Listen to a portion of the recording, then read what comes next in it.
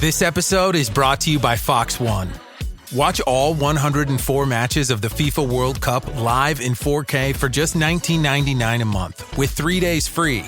Build your own multi-view, choose up to 3 streams, and follow player spotlights. Stay on top of every moment with live stats, highlights, and instant replays. The FIFA World Cup, streaming live on Fox One. Offers are subject to change. See fox.com for complete terms and conditions. The Masters of the Temple of Egypt. In Thebes and Saqqara, carved representations of Egyptian priests are adorned in rigid ceremonial garments, suggesting the everlasting pleasures that await them in the divine realms if they maintain their devotion to the deities. Upon entering these locations, one can peruse extensive lists of titles attained by the ancient clergy, the duration of their service at the temples, and the commendable deeds executed in their villages and cities. Despite their verbosity, they cannot elucidate this esteemed heritage, their daily and nightly activities, or the sources of their spirituality. It would be a mistake to perceive the Egyptian temple solely as a grand structure managed by a strict clergy according to a set of ritualistic formulas rooted in ancient, stagnant customs. Contemporary monuments, temples, tombs, and pyramids embody ancient Egypt's essential concept of transmuting the human predicament into the divine essence. We have observed how each monument conveyed a certain facet of this sacred science through the unique practices of the solar, lunar, and stellar temple traditions. The active involvement of highly skilled individuals in the technology of these traditions was essential for constant and reliable transmission. This approach required endurance, commitment, and a state of well-being that could temporarily forego ambition and restlessness, one that found satisfaction in a routine yielding spiritual fulfillment rather than material gain. The Divine House provided spiritual and psychological assistance to individuals and families through multiple avenues throughout pivotal life events. A person's involvement in the per nater was influenced by birth, maturation, matrimony, illness, travel, and mortality. The records indicate services rendered at the temple, including the administration of justice and the interpretation of dreams. Public participation opportunities ranged from minimal apprenticeships to comprehensive oversight of temple events. Although the Greek mystery tradition originated in Egypt, its unique traits did not adhere to those of the Egyptian system. The Greek schools identified 3 tiers of spiritual engagement. The pneumatikoi were genuine initiates of the temple mysteries, having attained enlightenment and awareness of the temple's tradition. At the intermediate level, the psychikoi were acolytes of the temple, acquiring knowledge of the diverse technologies inherent to the tradition. The helikoi constituted the lowest societal tier, unbound by any spiritual obligations and least advanced in paranormal powers and abilities. Early Christians adhered to this classification of temple membership by instituting distinct rites for their 3 categories of adherents: clergy, communicants, and celebrants. The 3 Buddhist jewels of wisdom symbolize 3 esteemed paths of spiritual engagement, each equally valuable and noble. Despite possessing unique karma, they are interdependent. Buddhists assert that each jewel embodies a fundamental concept: Buddha, the archetypal human; Sangha, the purveyors of wisdom; and Dharma, the application of wisdom for the benefit of all humanity. In the Greek context, the Egyptian religious hierarchy presented 3 tiers of spiritual advancement and 3 modalities of practice in the Buddhist framework. Inscriptions from tombs and temples further elucidate supplementary roles. Since antiquity, philosophers, healers, and metaphysicians have delved into these captivating classifications.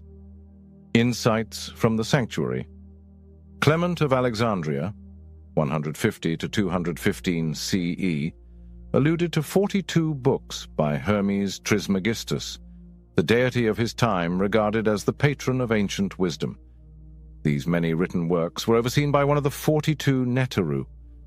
However, The number probably refers to different teaching types controlled by the temple rather than a specific number of books. This library inventory describes the items belonging to the temple, which were undoubtedly specialties of that religious order. The Egyptians recorded the founding of the Edfu temple in ancient times, just like they did for Karnak, Dendera, and many other divine houses. The temple is dedicated to Heru Behutet, his role as heir to the throne of Egypt and protector of the two lands, reflecting in its literary collection the dominant concerns of a clergy concerned with the continuation of power through the royal house, and commemorating Heru's victory over evil.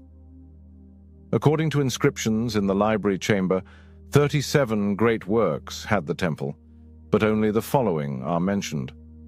Historically, the ethical principles imparted at Edfu were predicated on Heru's valor, fidelity, and self-awareness, serving as a benchmark for students and educators.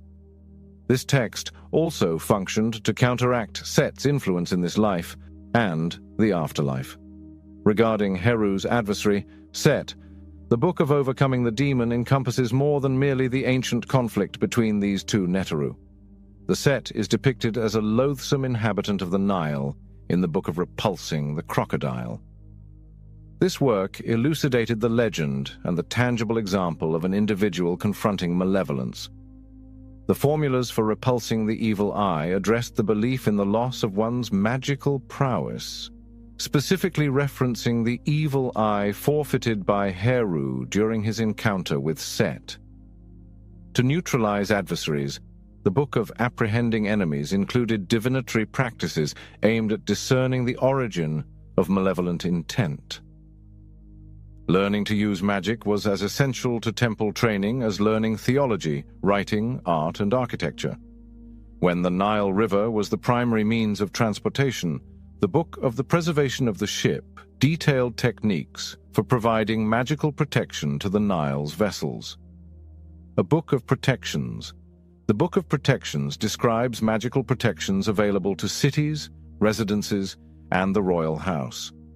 Indeed, it included formulas for blessing or dedicating a place and exorcising it of past influences. It is important to recognize that the Egyptians regarded the Book of Protecting the Body as a medical and magical work. Pharaoh's Book of Protection for the King detailed the special rituals to preserve the royal house, the king's person, and the amulets and insignia reserved for him and his family. This book dealt with hunting lions, repelling serpents, and taming crocodiles. Some ancient texts mention the science of conversing with animals and using hypnosis to neutralize their predatory behavior instead of magical spells. The majority of the library's contents comprised instructions on temple rituals. The Book of Nata's Exodus delineates the opulent feasts of the temple upon the departure of Heru's image from the shrine. The Book of the Promenade of the Great Ship specifies the protocol for transporting the temple's sacred bark during its appointed sacred periods. Men's rooms have been regarded as sacred since antiquity. Situated directly behind the sanctuary at Edfu, it accommodated the Nata's divine boat when not in procession. During the king's processions, the Book of Launching the King on Processions served as a manual for protocol, attendance, and equipment required by the clergy. The Book of the Conduct of the Order articulates the priesthood's rules and regulations, encompassing ritual purifications, constructing and maintaining clothing and footwear, and consuming food and drink. The Book of Temple Regulations delineates daily rituals and frequent festivals integral to Nata's spiritual practice.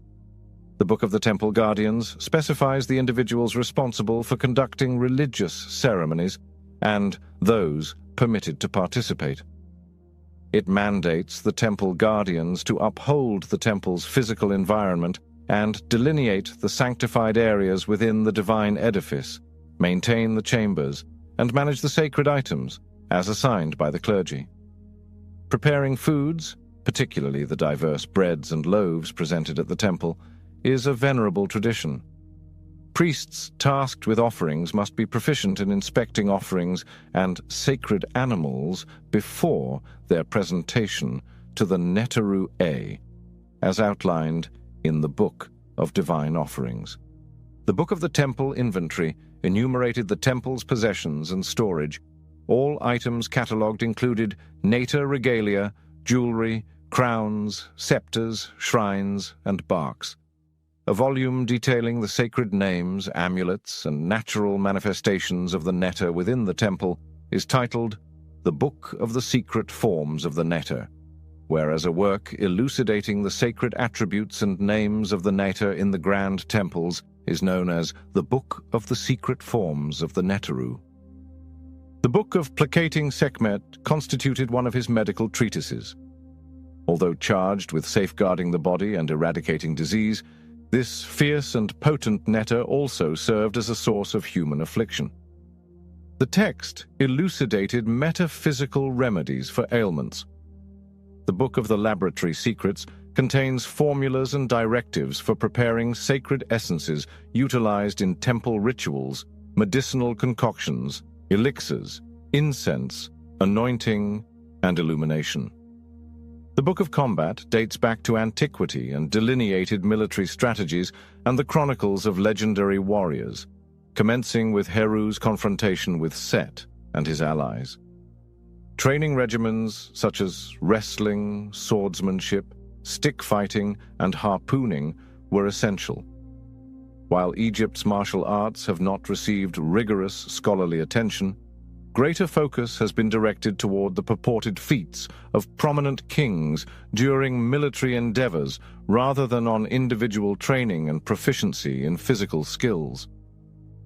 The Book of Wall Decorations comprises sacred texts, liturgies, and symbols of the Neteru used to adorn the temple and its chambers.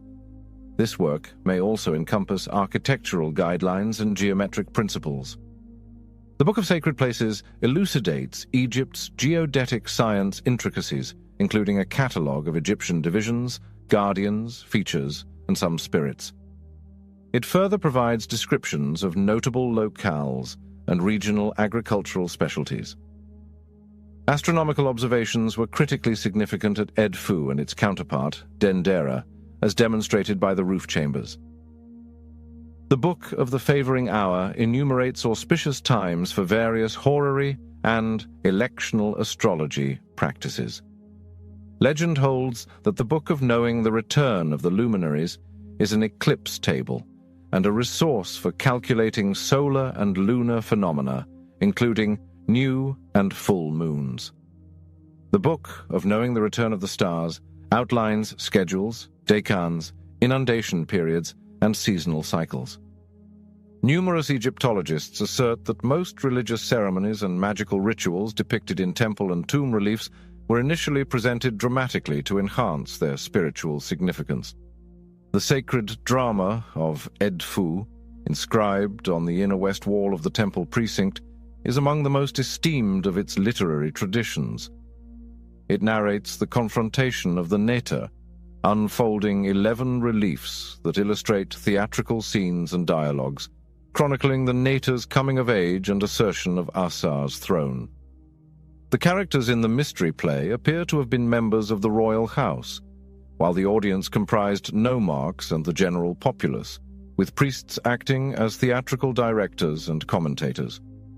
Annually, Edfu staged the play on the 21st of Menhir, the second month of winter, followed by the Festival of Victory 4 days later. In 110 BCE, shortly before the spring equinox, Edfu inscribed its walls. A sense of participation mystique permeated the event, binding the players and spectators through divine utterances, actions, and gestures. The temple priests and attendants orchestrated the occasion by presenting sacred dramas at Karnak, Dendera, and Abydos.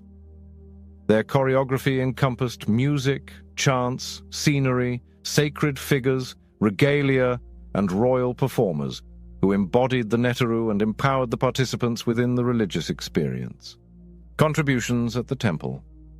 Numerous references to the religious personnel of the Per Neter are documented in the annals of Egypt's temples and tombs. Although some titles evolved within the magnificent temples, the roles remained consistent. In the 2nd century CE, Clement of Alexandria chronicled the concluding events of Egypt's illustrious civilization. A Christian apologist of Greek origin, his extensive writings elucidate the philosophical and religious landscape of his era and the endeavors of Alexandrian scholars to amalgamate Greek thought and emerging Gnosticism with ancient traditions.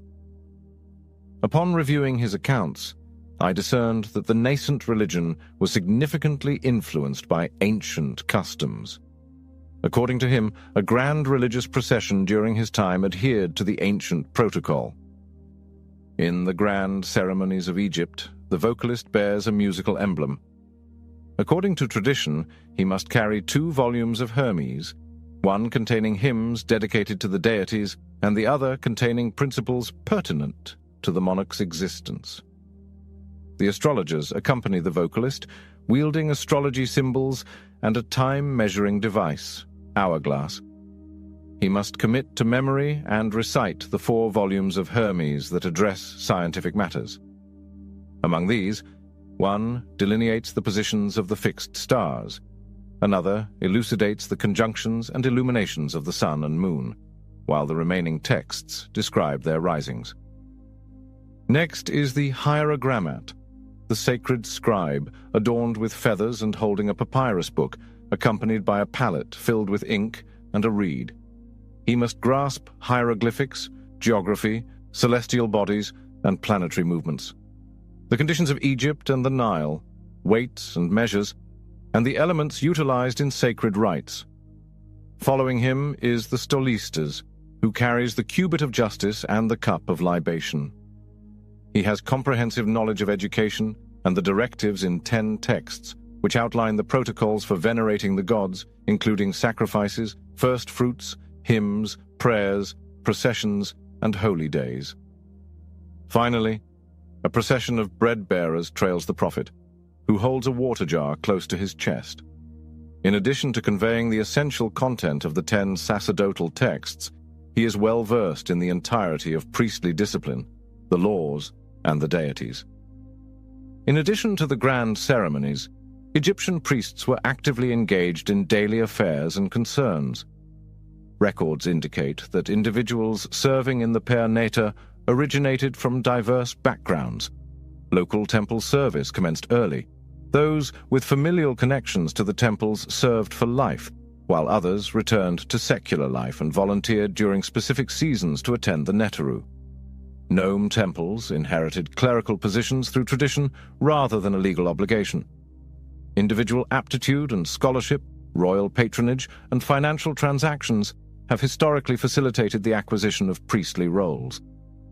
Candidates were admitted to the esteemed temples upon completing a foundational curriculum at the local level, and the per ankh. Subsequently, a diverse range of educational opportunities was accessible based on the student's disposition, aptitude, and endorsement by temple instructors. The sacred texts of Edfu indicate that gifted students could select from various priestly vocations, encompassing specialization in nearly every professional domain recognized in the ancient world: medicine, science, engineering, construction, education, law, navigation, and theology. Secular community members, organized into rotating groups known as philes, occupied subsidiary roles within the temple. Although their involvement in the Nata's house high ritual was marginal, they were esteemed by the temple clergy and anticipated to serve during at least one of the 3 annual seasons. It remains unclear whether this privilege entailed a lifelong commitment or intermittent service. Merikara's dynasty, 18 instruction, lauds the advantages of temple service for all individuals. A man ought to pursue actions that enhance his business. Attend the monthly service in white sandals, visit the temples, and reflect on the mysteries. Go to the shrine and consume bread in the Nata's abode. Perform libations, increase the loaves, and augment the daily offerings. This will be advantageous for him. Hem Ankiu was a secular priest who served as a counselor for those seeking guidance at the temple and was a judge in local legal matters. The ritual attendants included the Tai Shebet, wand-bearer, and the Ahai-T, sistrum-bearer, whose titles indicated they were female. Sau, watchers, priests of the New Kingdom originated from military protectors, as certain army battalions bore this designation. Furthermore, the term pertains to individuals who recited chants within the temple. Numerous tomb narratives indicate that temple guardians were stationed at various pylons of the sacred precinct, and priests advanced to higher ranks by serving at these pylons until they attained the 2 divine doors of the highest honor a guardian could achieve. They might have been tasked with perpetuating the recital of sacred names and chants at the temple around the clock, much to the continual recitation of sutras in Buddhist temples. The temple precinct was safeguarded by psychic protections. The temple elite was designated as high or exalted, identifying the pharaoh's representative in the sacred ceremonies that heralded the dawn. The sovereign was a progeny of Neteru on earth. His presence in the temple guaranteed the appropriate circulation of divine energy within the sacred space. Furthermore, due to Pharaoh's inability to visit every heavenly temple in Egypt, his emissary assumed the responsibilities and became the temple's devoted high priest or priestess. In Memphis, the high priest was Ur-Kerp-Helmut, the master of the hammer. In Sais, the principal physician and high priest was Ur-Senu. At Heliopolis, the high priest was Ur-Ma, the great seer, a title of Imhotep. The title Ur-Ti-Tekent refers to the high priestess of Heliopolis.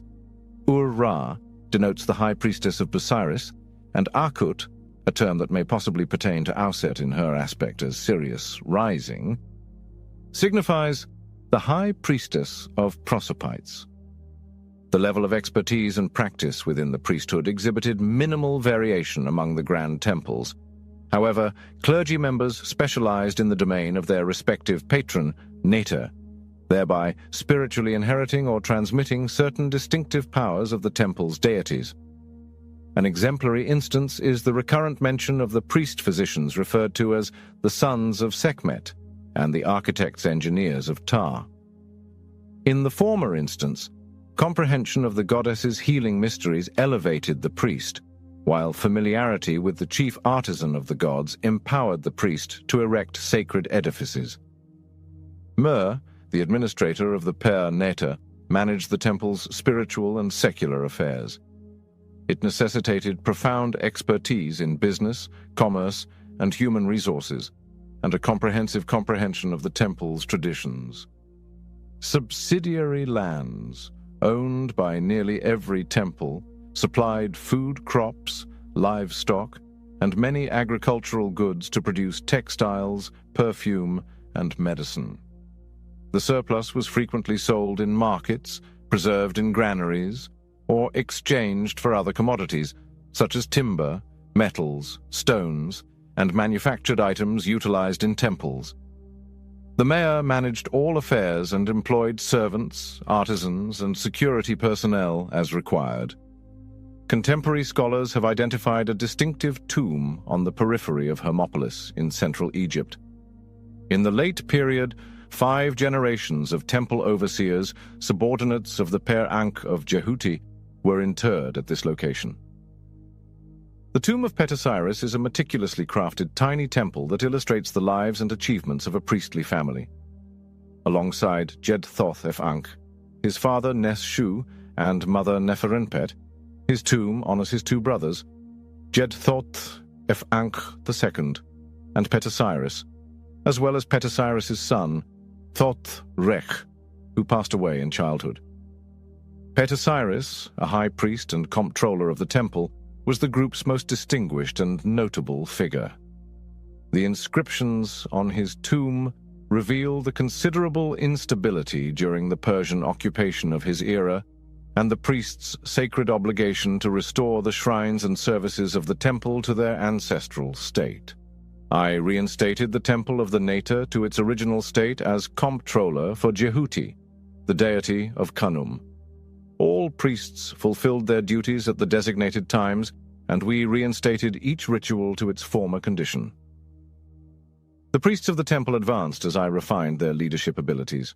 I directed his attendants and advanced all his staff.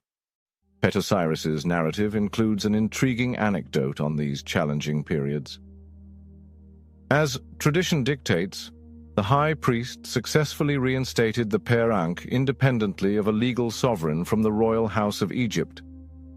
I located the Temple of Ra on the periphery by extending the rope and releasing the line.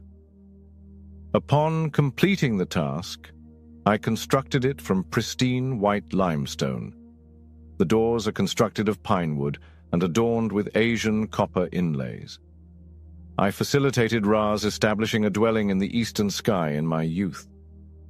The inscriptions on the tomb of Petosiris and his family are remarkable for their diversity, encompassing excerpts from the ancient pyramid texts, the contemporary Book of Going Forth, hymns to the Neteru, and compendiums of the wisdom imparted by the priests as counsel and instruction.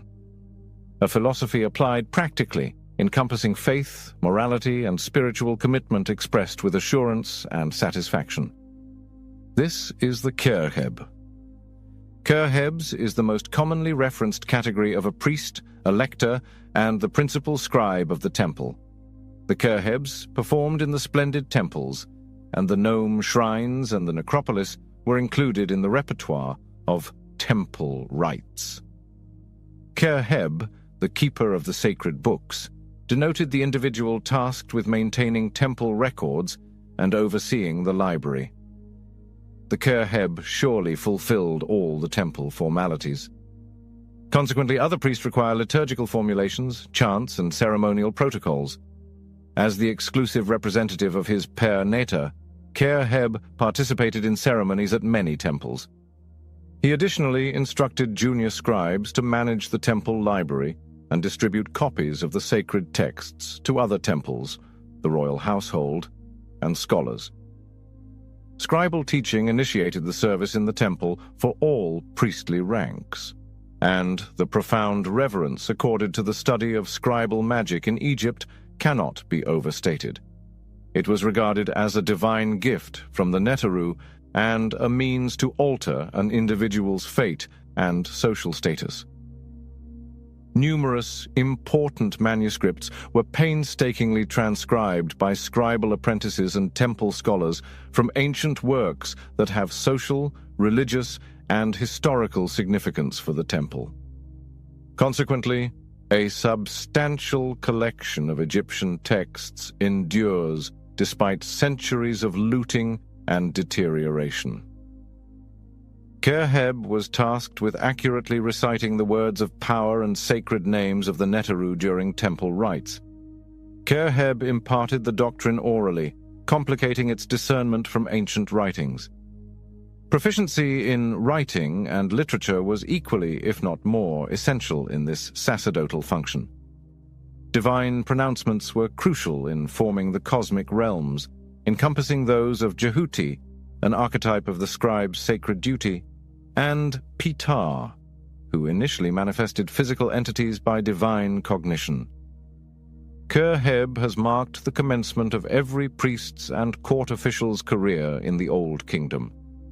Familiarity with writing, classical literature, and the temple's documented ceremonies, songs, and prayers constituted the sole conditions for securing a distinguished role within the temple or the royal house. A dynasty of 6 officials served Pharaohs Merenra and Pepi II, with Harkuf ascending from lector priest to chief of scouts, seal bearer, and, ultimately, count, becoming governor of Upper Egypt. The inscriptions on his grave articulate the practical and esoteric wisdom acquired during his tenure at Neta's temple, notwithstanding his earthly titles. I am an exceptionally skilled Ak, an eloquent preacher. Similar to a bird, the neck will capture individuals who enter this tomb in a state of impurity. Within the UAB, Herodotus states that Egypt's priests were required to maintain rigorous cleanliness in their daily lives and temple rituals to uphold the temple's sanctity. In the divine house, UAB, Pure One, consistently executed the specified purifications for this objective, even on an hourly basis. The temple inscriptions indicate that anyone entering the divine presence must possess purity in both body and mind. Beyond the evident requirement for sanitary practices dictated by Egypt's extreme heat, purifying rituals were thought to have been imparted to humanity by the Neteru, who also endowed civilization with language, art, science, and aesthetics. Unsurprisingly, UAB was required to maintain celibacy during temple service. Herodotus asserts that only the Greeks and Egyptians saw the temple as a sanctuary from quotidian existence. The officiating priests prohibited sexual intercourse, consumption of food, and gambling within the temple. Purification was essential for all entities interacting with the Neta, whether corporeal or ethereal. Temple inhabitants bathed upon awakening at noon, twilight, and in the dead of night before ceremonies in the Neta's abode. All body hair was eliminated, men's heads were shaved, and ladies frequently donned wigs. Only white garments were donned, and clean attire was changed post-bathing. The upper class donned white fabric sandals, but the poorer class utilized papyrus sandals. Sheep and most other animals were prohibited from donning garments made from their own fibers. Each temple maintained extensive reserves of intricately woven linen for adorning Neta's effigy and the priests. The UAB was also tasked with covering the hands of individuals who entered the doors to the temple's inner rooms, touched the image of Neta, and transported the sacred barks. Predictably, water, a sacred medium and a source of rejuvenation and new existence, served as the UAB's designated agent. During the Neteru rites, he acted as the asperger for all offerings made to the Neteru. Water from the Nile or the temple's sacred lake was sprinkled on food and offerings before their entrance into the offering chamber. In antiquity, water receptacles strategically positioned throughout the temple grounds were likely antecedents of holy water fonts in Christian churches, guaranteeing that everyone entering Neta's abode was purified in body and spirit. Minerals were utilized for water purification and bodily cleansing. Alongside water, salt, fire, incense, and sacred essences were linked to purification. Sodium carbonate, or hydrous sodium carbonate, is a naturally occurring mineral in desert depressions that were once prehistoric seabeds. It consists of sodium chloride, bicarbonate, sulfate, and muriate. Besides its application in spiritual events, it was also utilized to mummify corpses. Outside the sanctuary, braziers sustained the temple flames, typically within the large stone receptacles of the offering hall.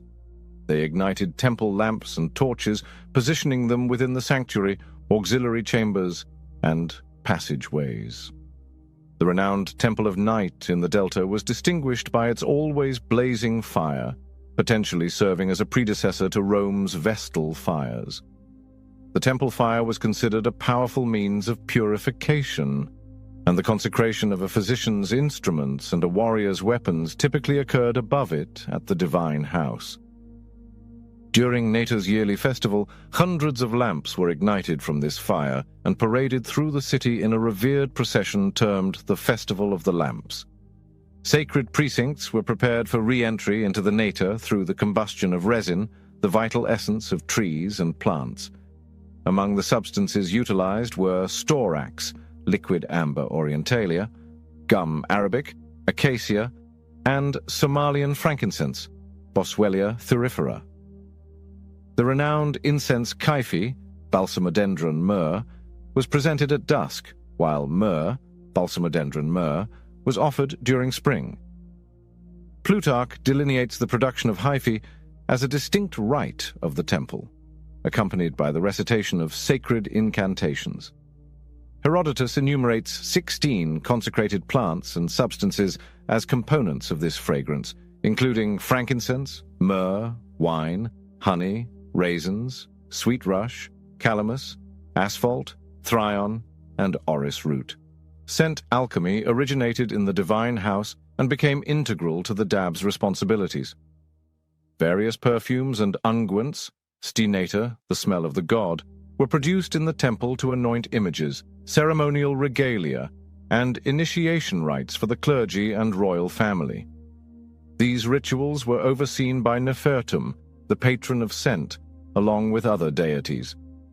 In Egypt, scent was regarded as a potent agent of transformation.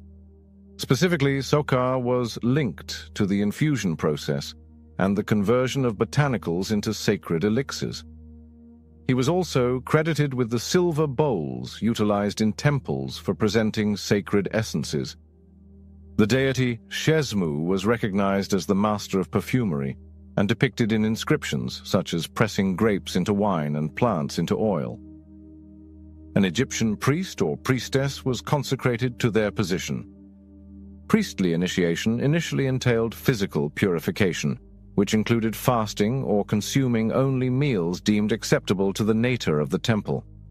The sponsor, a relative or a senior cleric, subsequently introduced the applicant to the temple. Thereafter, the individual was escorted into the sanctuary to view the nator, which may have been the initial of several occasions or, in certain temples, the sole occasion provided.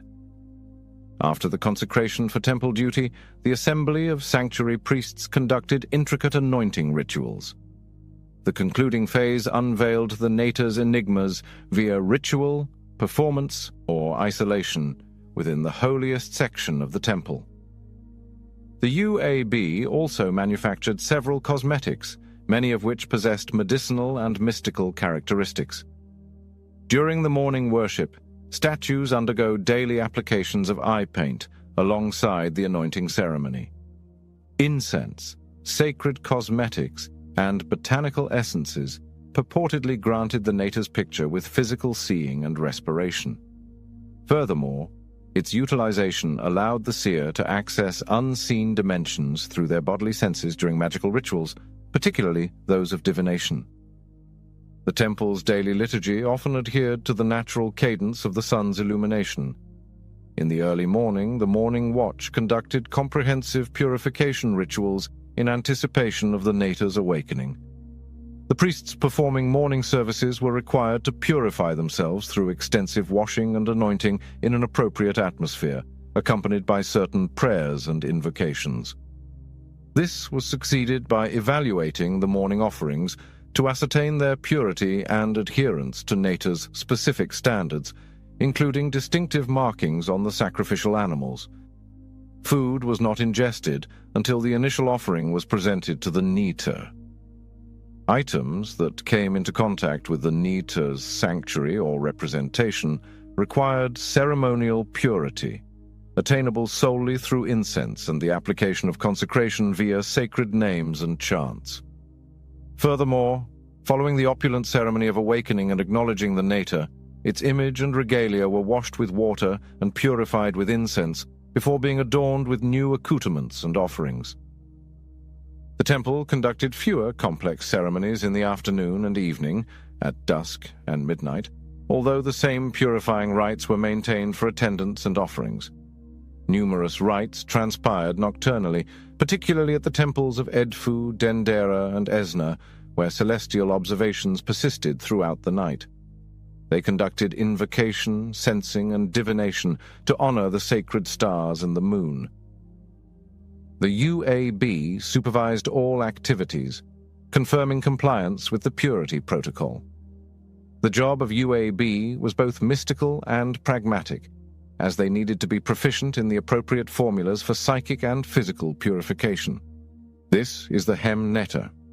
Hem Neter served as the principal ceremonialist of the temple and as a servant of God. His name was Hem T. The Neter's consort is both his legal or symbolic partner and her partner in specific temple traditions.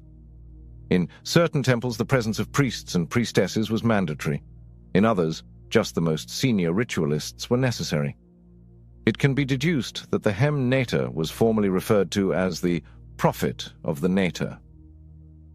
This indicates that the individual was solely devoted to worshipping one deity and communicated the Neter's proclamations regarding divinatory issues on behalf of the royal house.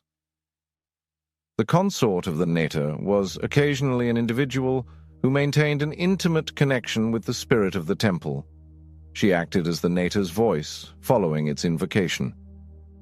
The Hem-Neter was a notable scholar who derived his authority solely from the Hem-Neter Tepi, the high priest of the central temple, assuming such a temple existed. The prophet Hem-Neter lacked clairvoyance and connection with the temple spirit, contrary to what the title suggests.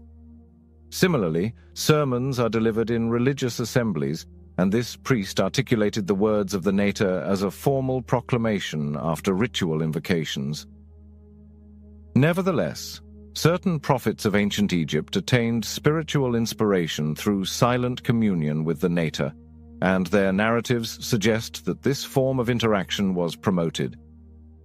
The Egyptians differentiated between prayer and meditation, kach, invocation to the Neter. A different type of spiritual meditation was employed in the rites, kai, chanting, enabling direct awareness of the Neter, Mek-Neter, to know the divinity. The temple prophet was esteemed in these endeavors, as indicated by the documentation of their achievements in their tombs.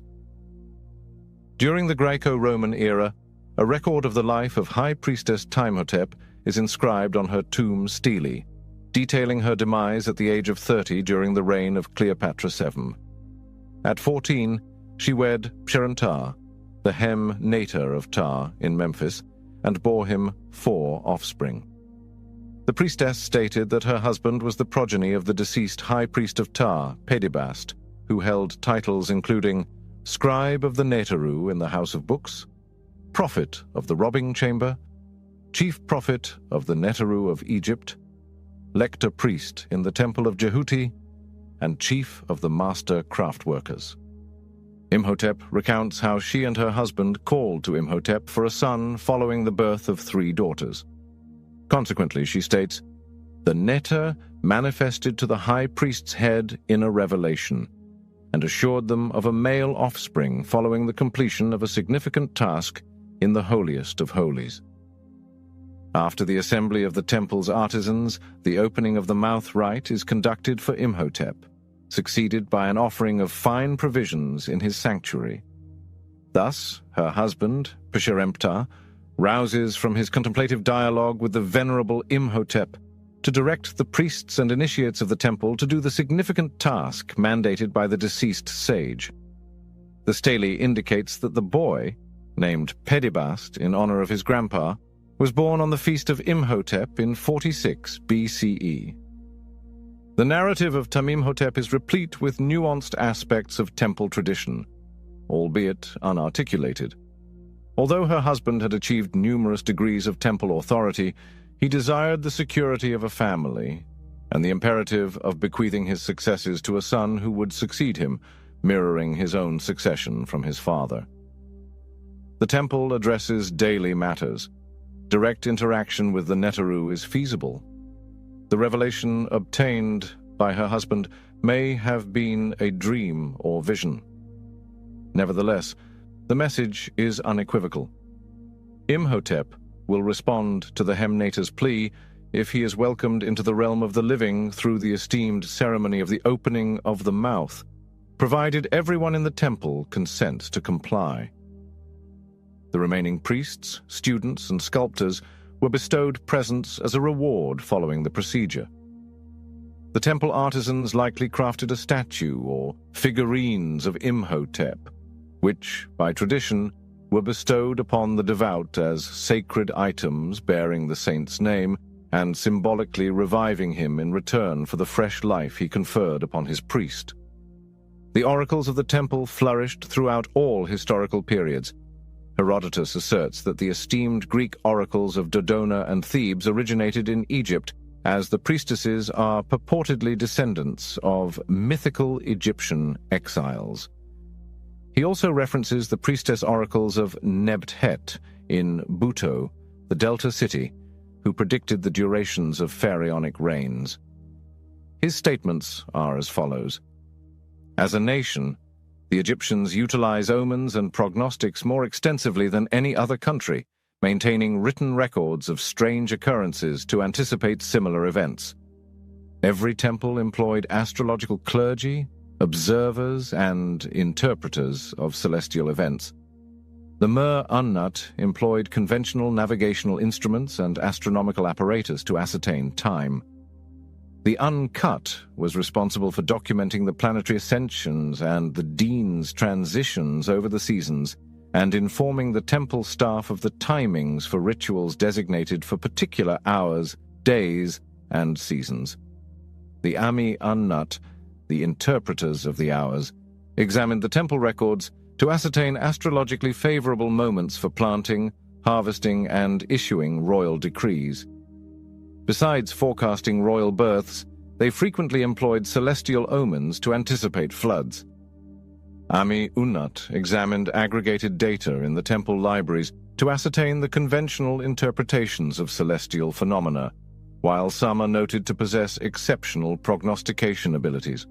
In Cairo's Egyptian Museum, a statue of Harkabai, an astrologer and snake charmer, delineates his abilities as an observer of all phenomena in heaven and earth, the hereditary ruler and the reclusive monk. His observations are infallible.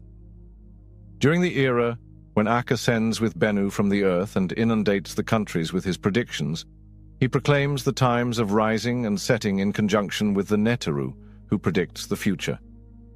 Observing each stellar culmination, we forecast Sopdet's heliacal ascent at the commencement of each year. While observing Sopdet throughout her inaugural festival, he comprehends her trajectory and scrutinizes her every action. All that she prophesies resides within him. Having forecasted the sun's northern and southern movements, he knows when they will occur. He meticulously observes their alignments and motions. Possessing comprehensive knowledge of celestial phenomena, he accurately delineates the hours of day and night. Exercising caution based on his observations, he refrains from expressing his views. Individuals engaged in the oracular discipline were anticipated to obtain spiritual guidance from the Neteru, occasionally instantaneously and without the necessity of interpretation. Ma, seer, derived from the term denoting the sense of sight, comprised a collective of temple members possessing unique powers distinct from the priests trained in prophecy.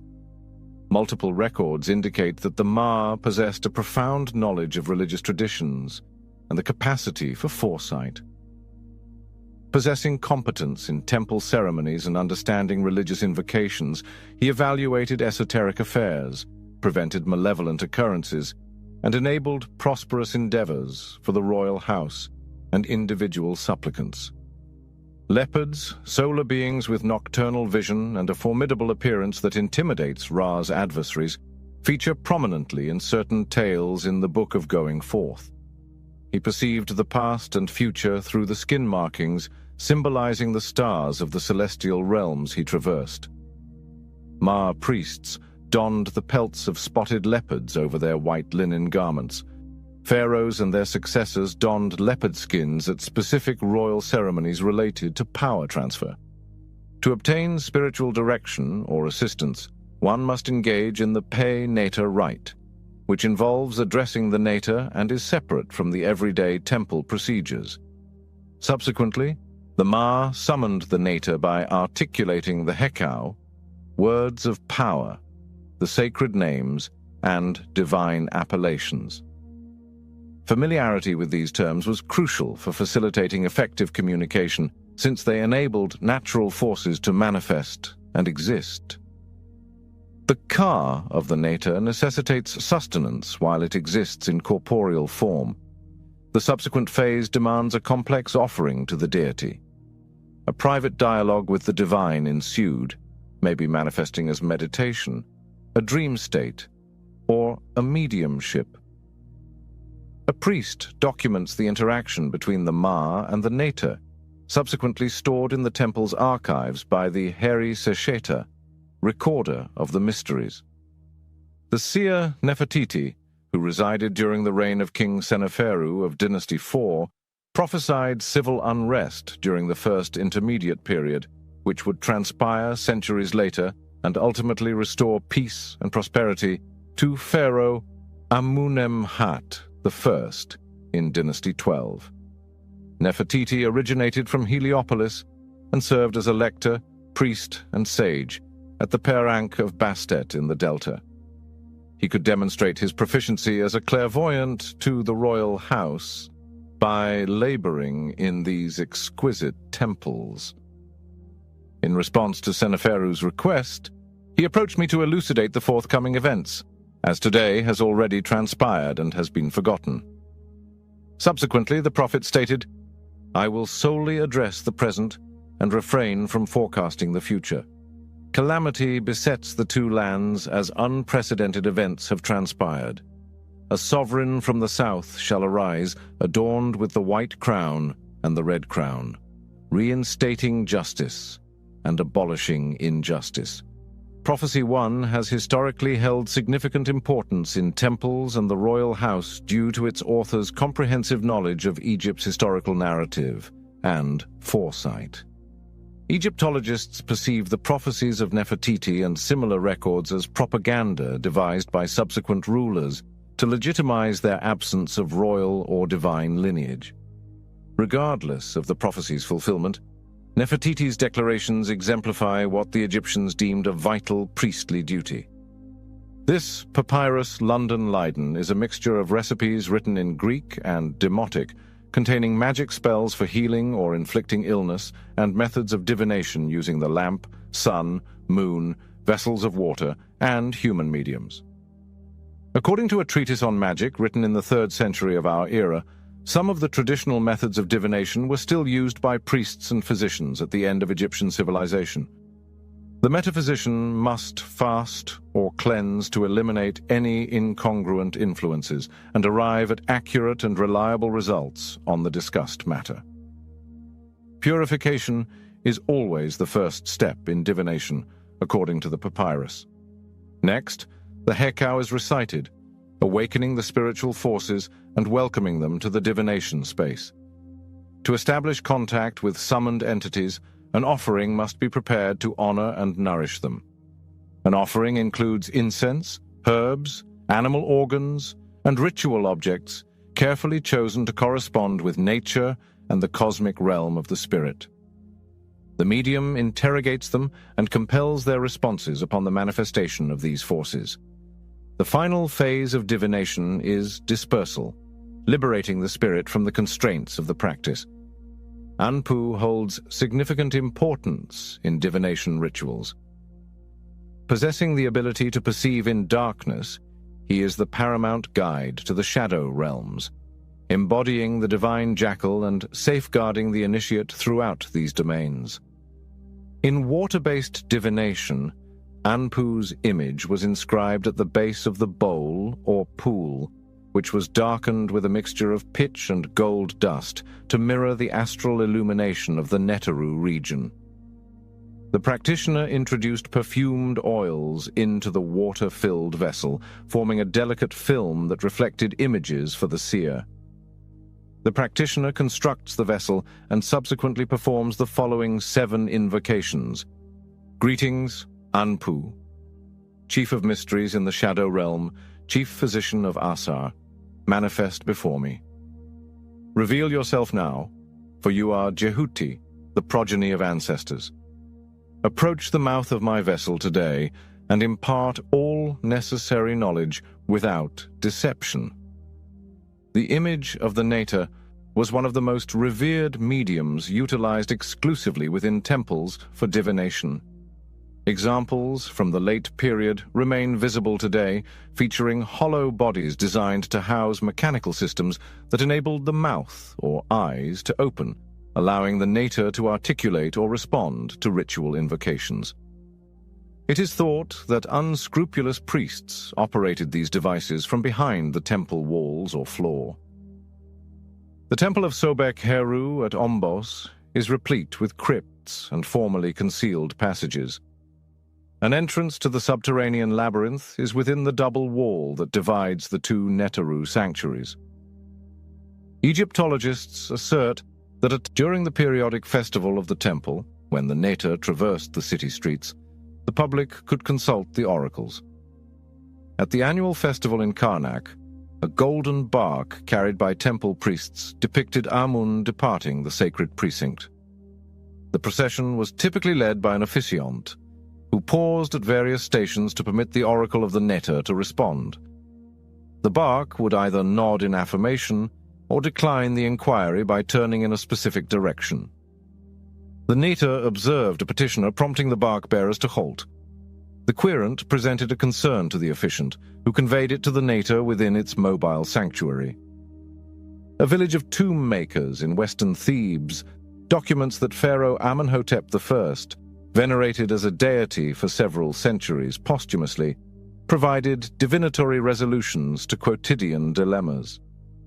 The deceased monarch's likeness was summoned at various shrines to address personal and legal issues, and at Deir el-Medina, the statue frequently visited the village to uphold communal harmony. On one occasion, when inquired about the location of pilfered items, the image directly indicated the hiding place, a villager's residence. Accounts suggest that Amenhotep nodded in response to petitioners as they posed inquiries. Some even negotiated with the deity for the privilege of dialogue. Techniques of divination. One may question the authenticity of these remnants of the Egyptian divinatory tradition as genuine spiritual practices. Nevertheless, they constitute valid metaphysical exercises. Radiesthesia encompasses any technique employing physical divining instruments. It utilizes dowsing rods to identify the locations of mines and water sources, pendulums to find lost objects, and the planchette of the modern Ouija board to ascertain answers to inquiries. Radiesthesia is predicated on the belief that it harnesses psychokinetic energy, purportedly present in nature and humanity. Consequently, the divining instrument reacts due to the operator's psychokinetic force. The pendulum or planchette, employed by novice practitioners, exemplifies a psychokinetic phenomenon. Under specific conditions, the operator's subconscious faculties can interact with any intelligence in nature, acquiring information or exerting influence over this force. Radiesthesia instruments are typically composed of highly conductive materials like wood, metal, stones, and objects shaped in particular forms. In addition to providing support, some individuals can manipulate objects from a distance, often attributed to non-human entities, although certain individuals have demonstrated this capability.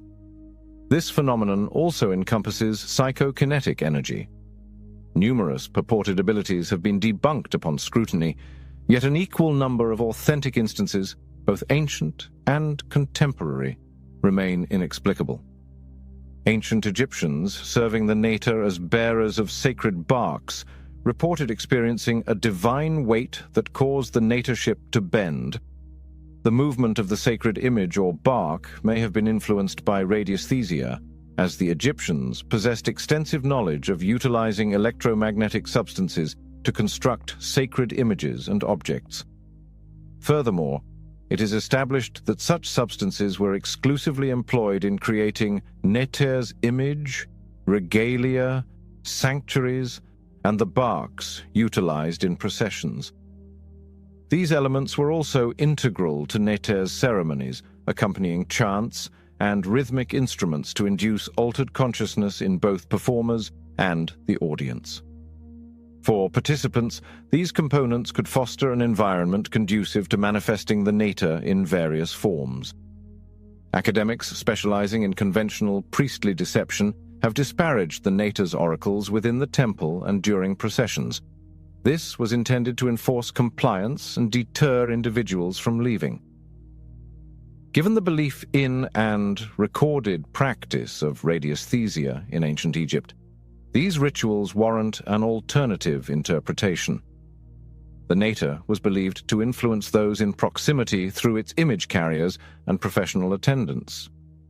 As its sacred energy consistently sought to manifest within the environment, The Neter's rites in the temple also encompassed the manipulation or relocation of sacred objects. In these instances, we cannot ascribe the exclusive cause to political motivations or extraordinary occurrences. This religious tradition necessitated interaction with the Neter both within its sacred abode and in the natural world, and any methods to facilitate this were deemed permissible. In addition to temples, the power of Neteru could be invoked at specific wells, oases, and mountains. Certain priests from a monastic order gained renown for their oracular abilities at these locations. The Well of Amun, an oracular shrine in the Siwa oasis near the Libyan border, was one such ancient site.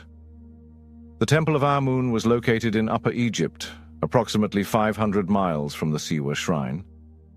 During his visit to this oracle, Arrian documents that Amun disclosed to Alexander his divine mission in Egypt before his conquest of the region. As a devoted son of Amun, he acquired the right to govern Egypt. Among those possessing clairvoyant abilities was the Sentit, whose oracular expertise encompassed the examination of the entrails of sacrificed animals, a practice that permeated the Roman realm. The Sentit also derived insights by gazing into water vessels, mirrors, and magical lamps. Esoteric papyri indicate that youth served as the medium for this form of divination, as the legend of Auset's journeys narrates instances of children who predicted the burial site of Asar and disclosed it to her. Plutarch reflects on this in his account of the legend within his treatise on the Egyptian mysteries, De Isid et Osiride. The Egyptians perceive children as possessing a heavenly quality and are particularly interested in observing their spontaneous conversations during play, especially in sacred spaces, for signs and portents. Some individuals may react negatively to using animal organs in Egyptian offering ceremonies and divination rituals. Ancient civilizations utilized animal products similarly to contemporary societies for sustenance, medicinal purposes, and the creation of garments and adornments. A notable distinction in Egyptian practices is that vital organs, typically deemed inedible today, were regarded as vessels of supernatural power and thus reserved for magical applications before disposal. Like many indigenous cultures, Egyptians believed that no part of an animal should be squandered, with every component of its body intended for beneficial human utilization. In conclusion, there is no evidence suggesting that the Egyptians slaughtered animals exclusively for religious reasons. Animals designated for human consumption were reverently presented to the Neter beforehand. When comparing the ancient Egyptian practice of sacrificial offerings in a temple to the contemporary brutality of modern slaughterhouses, one might consider the ancient practice of offering sacrifices in a respectful setting more favorable. If there are no sacred powers to consult directly, then omens are a means of divination. They are general rather than specific. Holy animals' movements and fortunes were often interpreted as omens.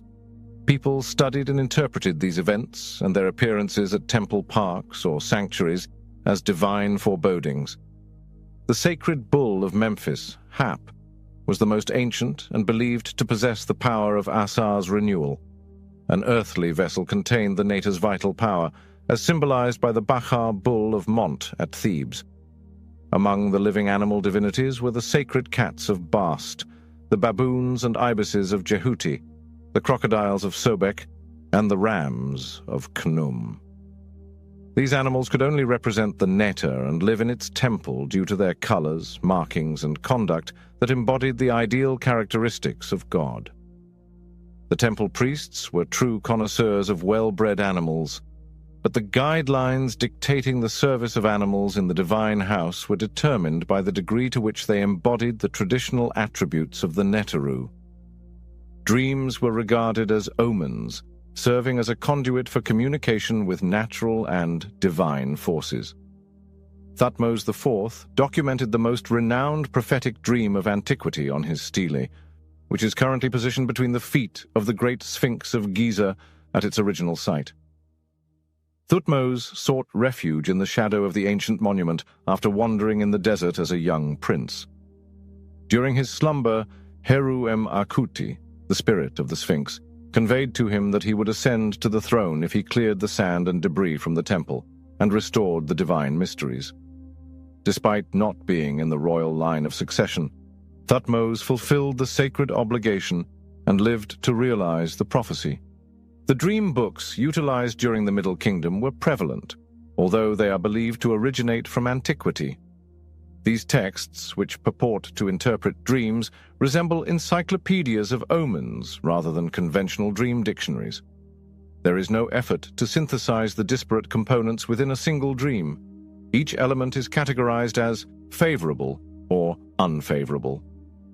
Individuals without direct access to the Neter's oracle or the Maas's spiritual insight found solace in these works, affirming a reliable natural order. The successive conquests by the Persians, Libyans, Greeks, and Romans rendered the temple tradition publicly accessible.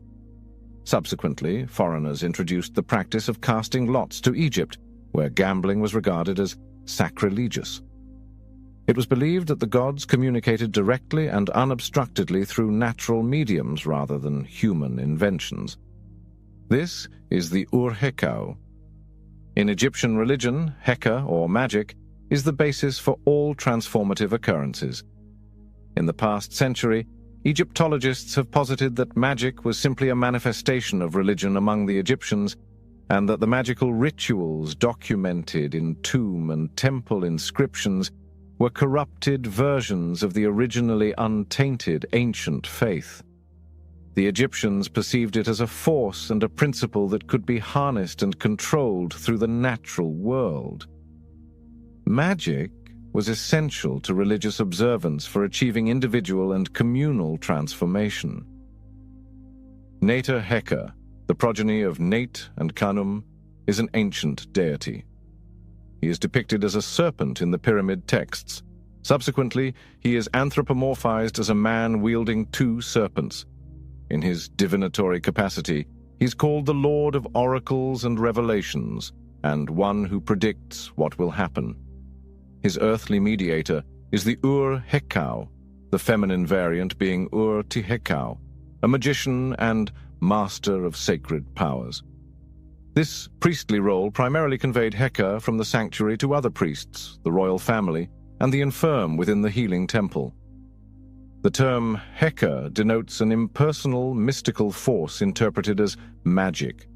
It also embodies the transformative capabilities of individuals, locations, and the Neteru, along with the words, objects, and gestures that express it. All living entities possess Heka, the catalyst that engendered Ma, sight, Sia, touch, Hu, taste, and Sejem, hearing, in the celestial realms for our benefit. Initially, Heka was believed to be employed by the Neteru to uphold cosmic order. Subsequently, it was utilized to sustain the divine pattern at the inception of time. Therefore, the Heka of an individual is crucial for preserving and continuing life. Due to Heka's neutral status, the distinction between white, life-affirming, and black, life-negating magic was not overly simplistic. As long as magical practices served the living, respected the deceased, and strengthened the connections between humanity and the Neteru, they were deemed essential and favorable. Nevertheless, practices involving mutilation, sacrifice, or symbolic combat could also be included. Consequently, Heka can bestow life when the recipient seeks harmony with their surroundings. Conversely, it can disrupt the flow of life when the recipient transgresses natural law. An Egyptian technique for transforming individuals and events is fundamentally rooted in sympathetic magic, defined primarily within Western monotheistic frameworks. The Hermetic principle of correspondence unites similar entities due to their shared origin. This is attributed to the multitude of causes present in the Hermetic cosmos. In Ur-Hekau, one can attain magical effects by manipulating substances derived from a particular cause.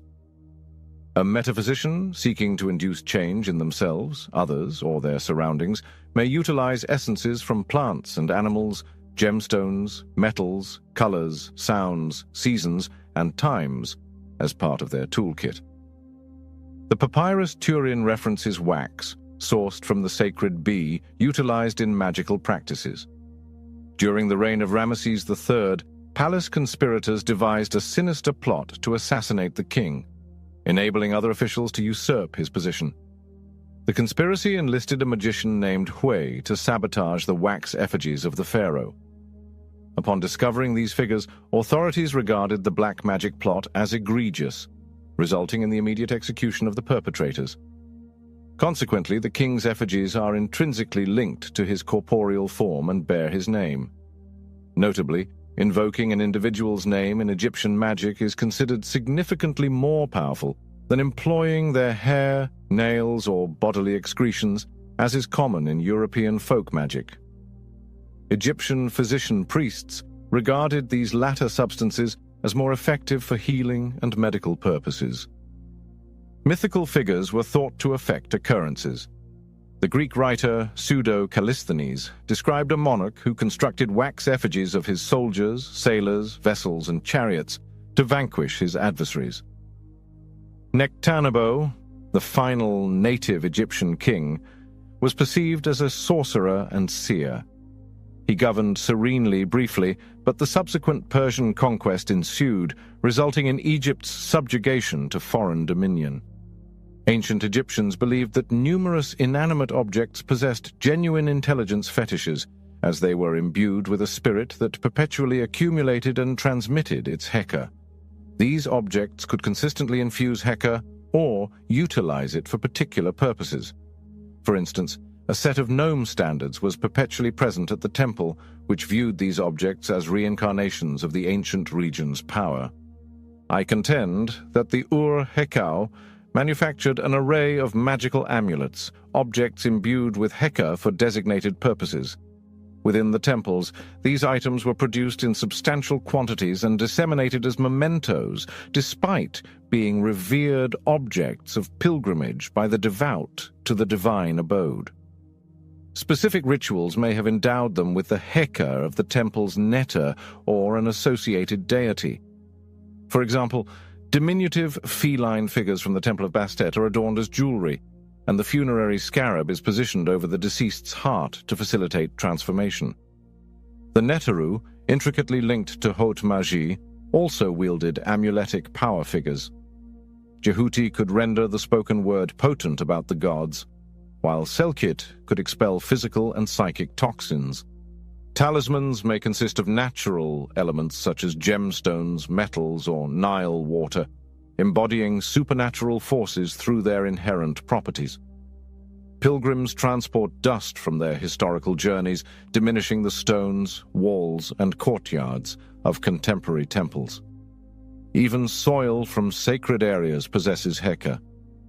Due to their incorporation of sacred images and symbols of the Neteru, inscribed spells on papyrus and linen were regarded as talismanic. These artifacts were believed to convey apotheosis and possessed heka. They served various purposes, including purification, influencing specific conditions, and repelling hostile forces. The power of talismans could be transmitted through wearing, burning, or strategic placement. As the magical papyrus Harris noted, Ramses III created representations of Hapi using precious stones and metals. Inscribed with incantations that summoned substantial flooding, they were cast into the Nile as offerings to the Neta. During the epic confrontation between Heru and Set, Auset devised the spells that expelled the serpent Anrutet from the temple walls at Edfu. Consequently, her name was altered to Nebt Heka by Jehuti, and a female at the Edfu temple perpetuated this role during its annual festival, commemorating the primordial conflict between light and darkness and the ascendance of Heru as the progenitor of the royal house. This priestess acted as the mistress of spells in temple rituals and represented Auset, mother of Heru, at the pharaoh's coronation. Uab Sekhmet, the exorcist, expelled or reinstated Sekhmet. Renowned as an exorcist or purifier of Sekhmet, this priest possessed expertise in manipulating the spiritual forces of this realm and the shadow realms, capable of dispelling undesirable influences and reclaiming lost or appropriated power. The papyrus London Leiden asserts that sorcery was governed by Set. To perform a catalepsy spell, the ominous names of He who destroys all and is unconquered are said above a donkey's head, an animal that personified Set, and was predominantly linked to black magic in subsequent eras.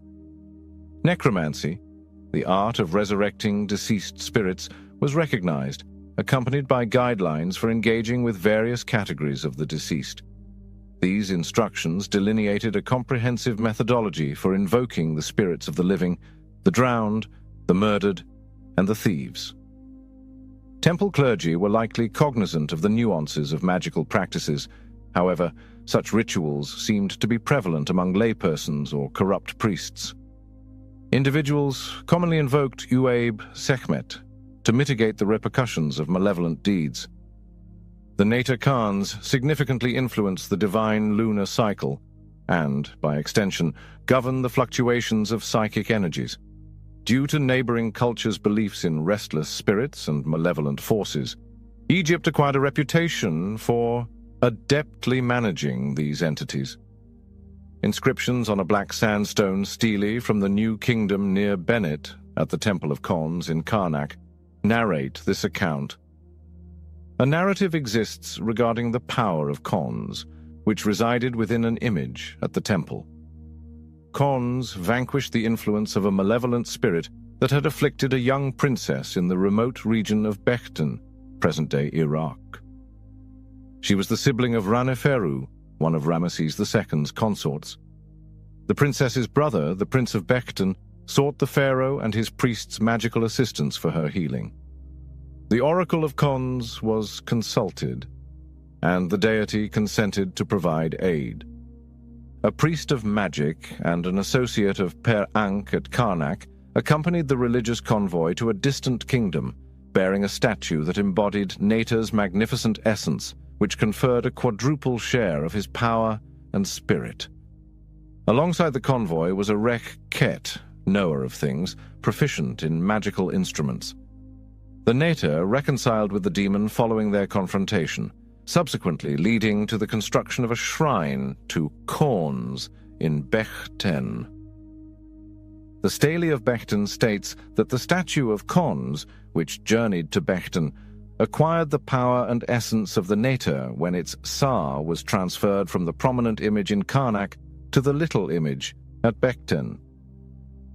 The method remains unknown.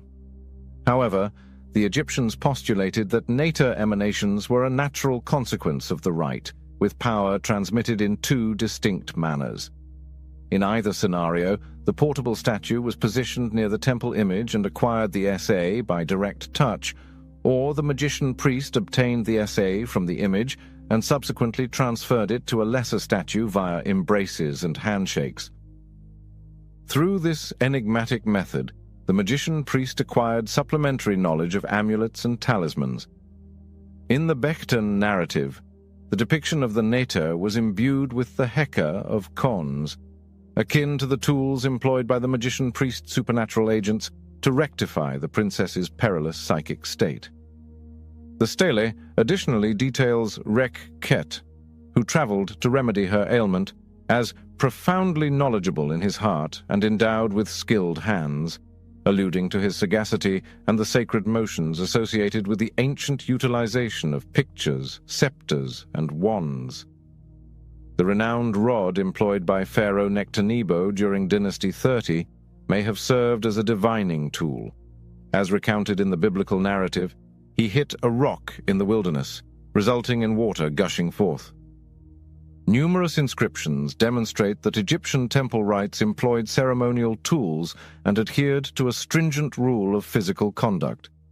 Specific stances facilitated the unobstructed flow of Hika from the Nita to the ceremonialist, ensuring that neither the intended object nor person was harmed or impeded in receiving it. Herodotus asserted that the Egyptians were the most robust individuals of antiquity, attributing their health and longevity to their cuisine. Standard health regimens in the Nile Valley included 3 days of fasting and purging each month. Many medical specialists offer advanced treatments for physical, emotional, and psychological well-being. The Egyptians believed that the healing arts originated in antiquity. Pharaoh Jer, Athothis, of Dynasty I, was a skilled physician and healer, whereas Imhotep of Dynasty III attained the status of a god-healer owing to his extensive spiritual renown. The medical system of Egypt was said to be founded on divinely safeguarded Hermetic writings. Clement of Alexandria references several texts as proof of Egyptian medical knowledge, including Book 37, Anatomy, Book 38, Diseases, Book 39, Surgery, Book 40, Remedies, Book 41, Ocular Diseases, and Book 42, Women's Diseases. In 1872, German Egyptologist Georg Ebers acquired papyrus Book 40, a 68-foot-long manuscript including 811 hieratic prescriptions. The papyrus Ebers has several botanical and fruit extracts, herbs, minerals, and animal and human derivatives. The subsequent botanical ingredients have proven helpful in contemporary times: castor oil, aloe vera juice, antimony, calamine, cucumber, peppermint, opium poppy, flaxseed, and saffron. A papyrus from the Middle Kingdom at the New York Academy of Medicine evidences an Egyptian surgeon's advanced treatment repertoire. Henry Romano posits that it is a reproduction of an authentic manuscript by Imhotep, detailing methods for treating head injuries, thoracic wounds, fractures, and emergency surgery. A particularly intriguing aspect of the work is the archaic categorization of vessels, which contemporary medical authorities assert is deficient in understanding bodily circulation, yet equipped the physician-priest with remarkable diagnostic abilities. 12 principal vessels are delineated, with auxiliary vessels in the nose, temple, occipital region, clavicle, intestines, and extremities. The conduits in this system are thought to transport blood, air, water, and mucus. There are certain parallels to the vessels of Qi in Eastern acupuncture. The physician-priest attained status upon finishing fundamental studies as Kher Heb, since the compendium of ancient medical knowledge was documented and safeguarded in the Per Ankh archives. The ancient Egyptians possessed esteemed expertise in anatomy, herbal pharmacology, medical diagnostics, and metaphysics for treating physical and mental diseases. Modern holistic medicine suggests ancient practices regarded spirit and matter equally in medical treatment. Consequently, the Senu priest was a psychotherapist, physician, and pharmacy for the body. Moreover, despite the specialized expertise of dentists and veterinarians, every Senu has sufficient foundational knowledge to provide care in those fields if required. The physician-priest's treatment of illness was significantly shaped by his understanding of its spiritual genesis. Sekhmet oversees pestilences and fevers, Tart manages issues during pregnancy, Heru is accountable for ocular disorders, and Auset governs serpent venom and magical afflictions. Each Neter possessed the Heka to both impose and alleviate the affliction. Herbs, trees, and plants were classified based on their association with specific Neteru, and their natural treatments were recommended for the ailments they were thought to represent. The Neteru acquired their remedies at their temples, certain that their most potent cures resided within the holy precincts where their abilities were concentrated. Amulets from these temples were seen as powerful against ailments linked to their patron, Neteru. Given that individuals sought medical consultations at the temples, it is plausible to infer that the physician-priest functioned as an intern at the Per Ankh to get practical expertise. Medical specialization was an unavoidable consequence of a system that fostered individual talent.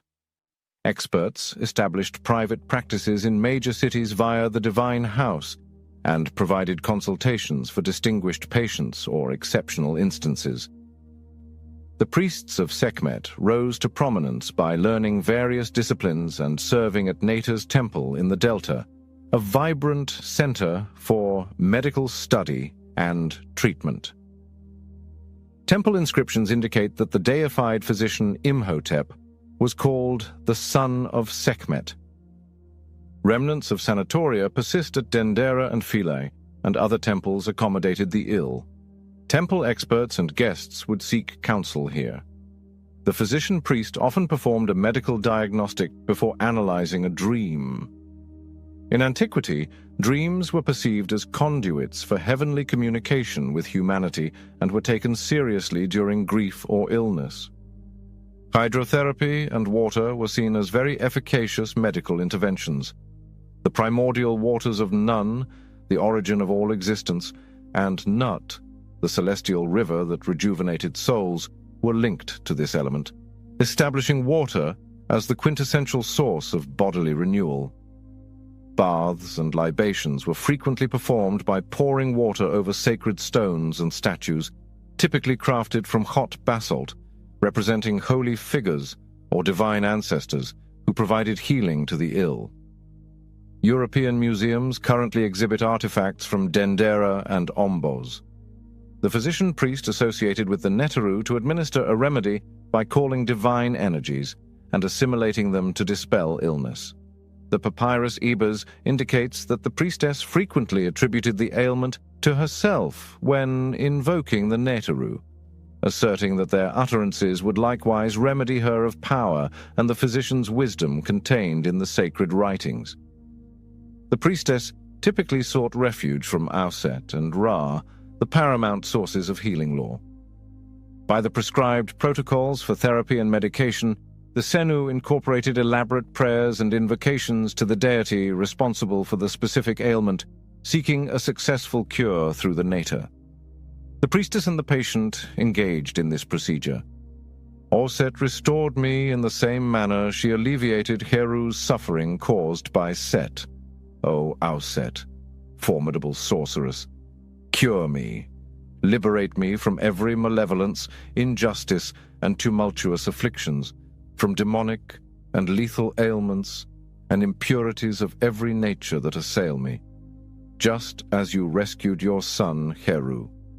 Pythagorean philosophy correlates the number 4 with the corporeal realm, but the number 7 and its multiples signify organic development and fulfillment. The ancient Egyptians linked the numbers 4 and 7 to healing. Ancient concepts persisted until the Middle Ages, articulated as critical days of illness, with the 4th day signifying a turning point and the 7th day representing a reversal point. The associated spells and invocations were recited 4 or 7 times for optimal healing. The impact of heavenly bodies was equally significant in administering treatment. The sap, or spirit, of medicinal plants was thought to emerge from the earth in reaction to the catalytic influence of celestial asterisms overhead during their peak periods. Curative incantations were uttered when cosmic conditions were favorable for their efficacy, and medications were administered at propitious moments. Historically and presently, it has been recognized that hemorrhaging and psychological instability intensify during specific periods of the moon cycle. In antiquity, Heru the Elder and the crocodilian representation of Sobek were linked to healing. Their Greco-Roman temple at Ombos served as a location for oracles and healing pilgrimages for several centuries. Despite their aversion to the crocodile, the Egyptians esteemed its therapeutic capabilities and utilized its byproducts extensively in medicinal formulations. Several chapels in the rear of the Ombos temple feature inscriptions that illustrate medical and surgical instruments, while one adjacent to the oracle of the hearing ear received requests from pilgrims seeking healing. The chapel features etched sacred ears and eyes, symbolizing the divine ears of the Neta that heed prayers. They represent the health and completeness bestowed upon petitioners. Physicians were permitted to receive gratuities from their patients, and the Neteru had the authority to assist them. Following effective medical treatment, the Neteru presented offerings to the deity for restoration. The temples provided sculpted and shaped depictions of preserved ears, hands, eyes, and other anatomical features facilitated by the intercession of the Neteru. Hem-Ka. The Hem-Ka, priest of the Ka, managed the regular offerings at the tomb, whilst the Setem consecrated the offerings during the entombment. The obligation was rigorous and essential, typically executed with the support of bequests from the deceased and her relatives. The priestly practices of scribal research, purification, magic, divination, and healing converge in the function of the Hem-Ka. His responsibility was to maintain the tranquility of the deceased and their families by executing ongoing prayers and ceremonial offerings. The Egyptians believed that the Ka returned to the tomb after traversing the shadow realms, seeking sustenance to maintain its connection to the physical world and to materialize when invoked. Alongside accepting actual contributions, the Hem-Ka was tasked with acquiring the spells that magically ensured sustenance for the departed. To ensure the enduring legacy of the name and the Ka, it is essential to recite specific formulas for various foods and beverages appropriately and correctly. In ancient Egypt, a prevalent tale of a priest tormented by a restless spirit exemplifies the Egyptians' belief in the necessity of the Hem-Ka. Numerous ostraca limestone fragments from the Ramesside period feature the Hem-Ka for scribal exercise. In the Theban necropolis, Khonsemhab, a priest of Amun, performed a religious ceremony invoking the Neteru of the sky and earth, the cardinal directions, and the spirits of the Duat.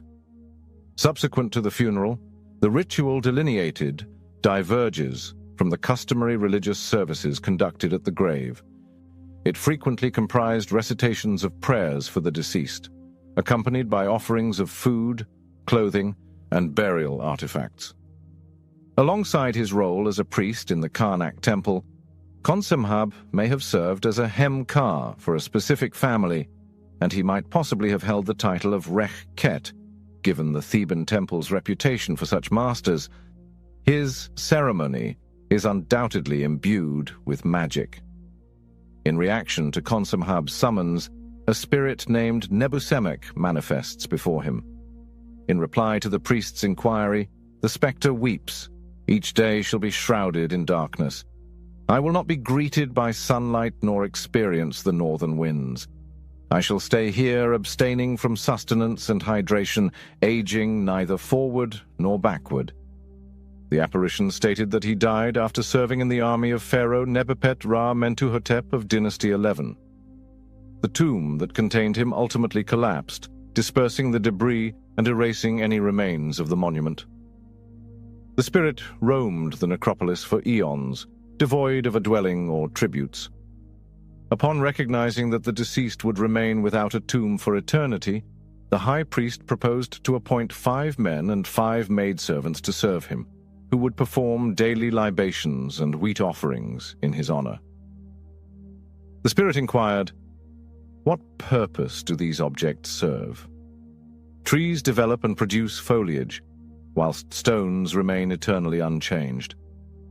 Contemplating that only stone endures the fluctuations of existence and time, the priest dispatches 3 laborers from the Theban necropolis to locate a stone monument adjacent to Mentuhotep's grand funerary temple, where the spirit may eternally dwell. Subsequently, the men return to the resplendent temple at Karnak, where Khonsemhab is once again officiating a religious ceremony, and proclaim, "We have identified an exceptional site to preserve the name of that spirit." They exult, aware that a distinguished ancestor has at last found tranquility. I am the sovereign of secrets. Numerous distinguished Egyptians ascended within temple service as priests, while others emerged in historical accounts as individuals whose competencies surpassed their formal training and status within the House of Life. They were occasionally regarded as possessing exceptional abilities or visionary talents akin to those of deities. Imhotep, serving as the vizier or prime minister to Pharaoh Djoser of Dynasty III, was esteemed by the Egyptians as an expert in medicine, magic, architecture, astronomy, and holy literature. He was lauded as a poet, and several didactic works were later ascribed to him, though none have survived. Imhotep is uniquely recognized in Old Kingdom inscriptions as the architect of the temple complex at Saqqara, which encompasses the Step Pyramid and the Jubilee Courts of Djoser. Other figures celebrated throughout Egyptian history remain largely obscure, except Amenhotep, son of Hapu, a Dynasty 18 overseer of royal works for Pharaoh Amenhotep III.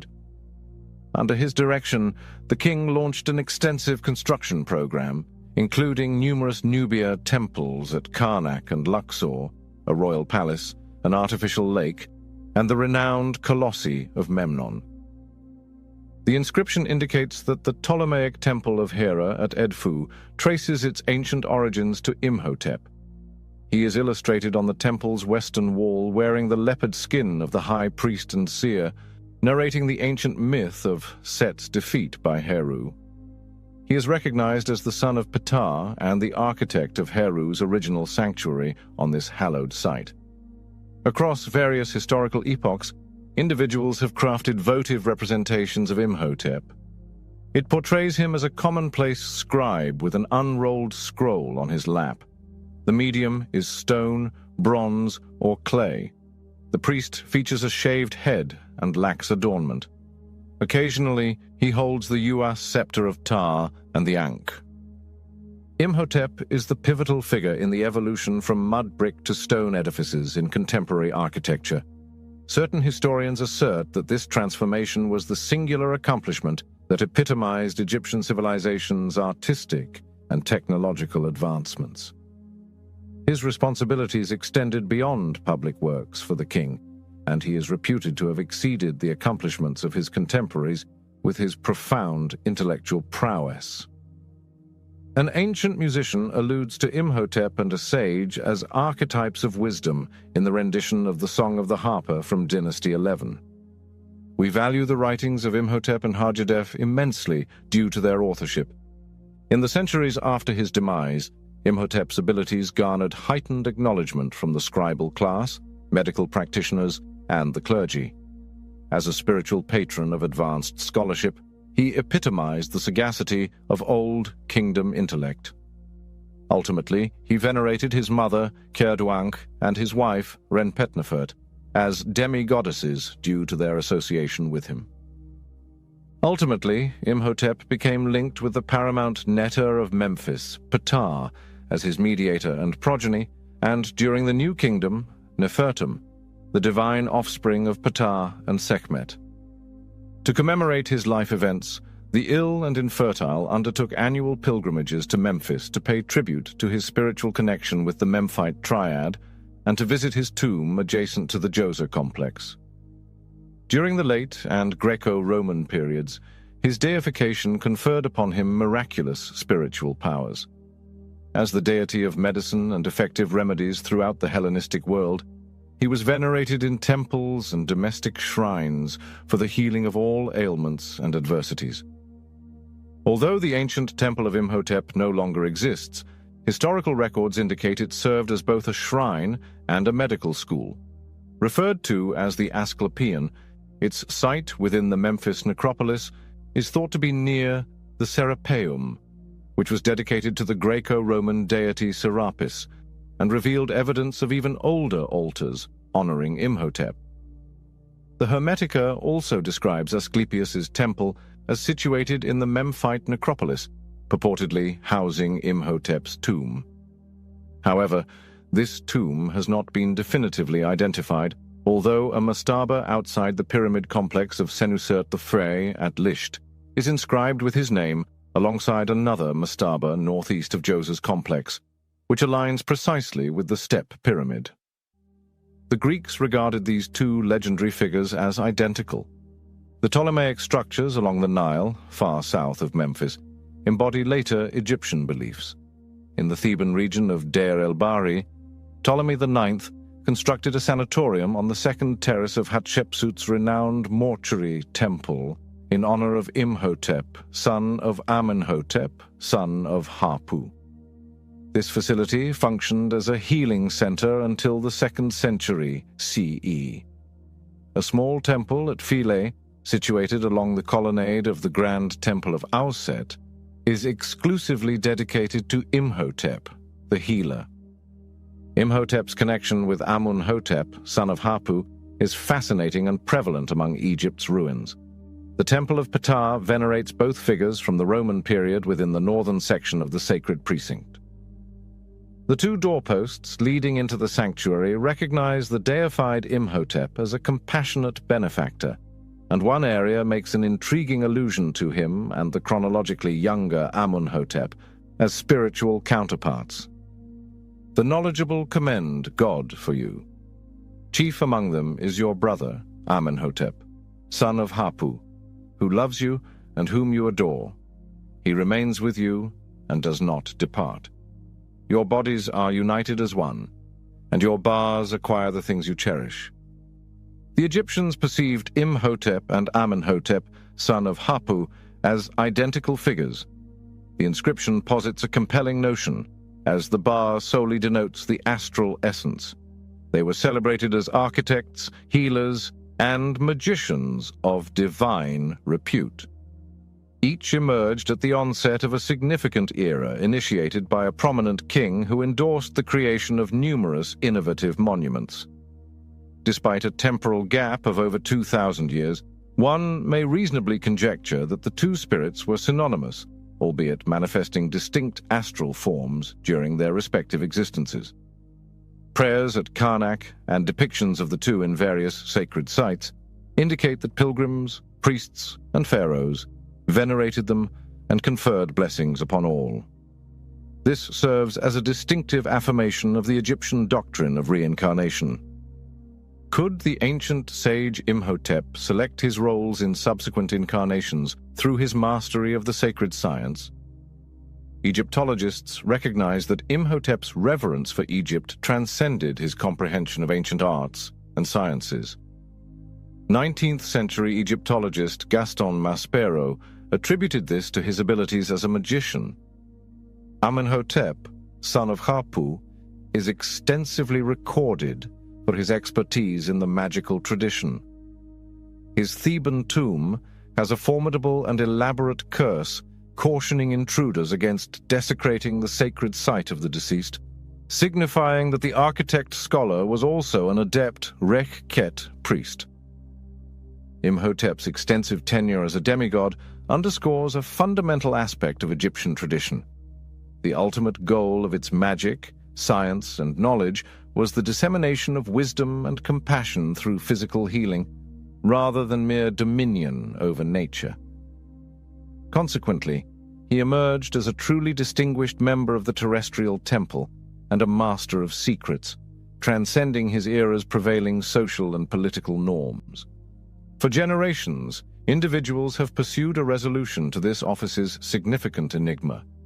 Sacred science, a discipline that integrates art, magic, science, and benevolence, can be employed to elucidate the complexities of this conundrum. Since the Greco-Roman era, there have been allusions to an initiatory tradition that allows an aspirant to acquire certain powers and transmit them to future generations, albeit never fully disclosed. Rituals of the sanctuary. Egyptian ceremonies are often envisioned as intricate celebrations of cosmic phenomena, regal occurrences, or mystical rituals conducted in the sanctuaries of hallowed locations. One service remained consistent and unaltered in every temple and tomb, irrespective of the categories and topics of antiquity's myriad daily and cyclical events. From the Old Kingdom to the Roman period, the Hotep Dinesu, performing the royal offering, was performed before the altar at the temple shrine, the Ka figure in the tomb, and the stele dedicated to the deceased in the home or garden. In Egyptian ceremonies, the officiant typically embodies a deity. In this instance, Heru, the son of Asar, sent nourishment to his deceased father to rejuvenate his faculties in the hereafter. Consequently, the ceremonies were consistently conducted in the name of the monarch, a progeny and embodiment of Heru. Thus, the designation royal offering.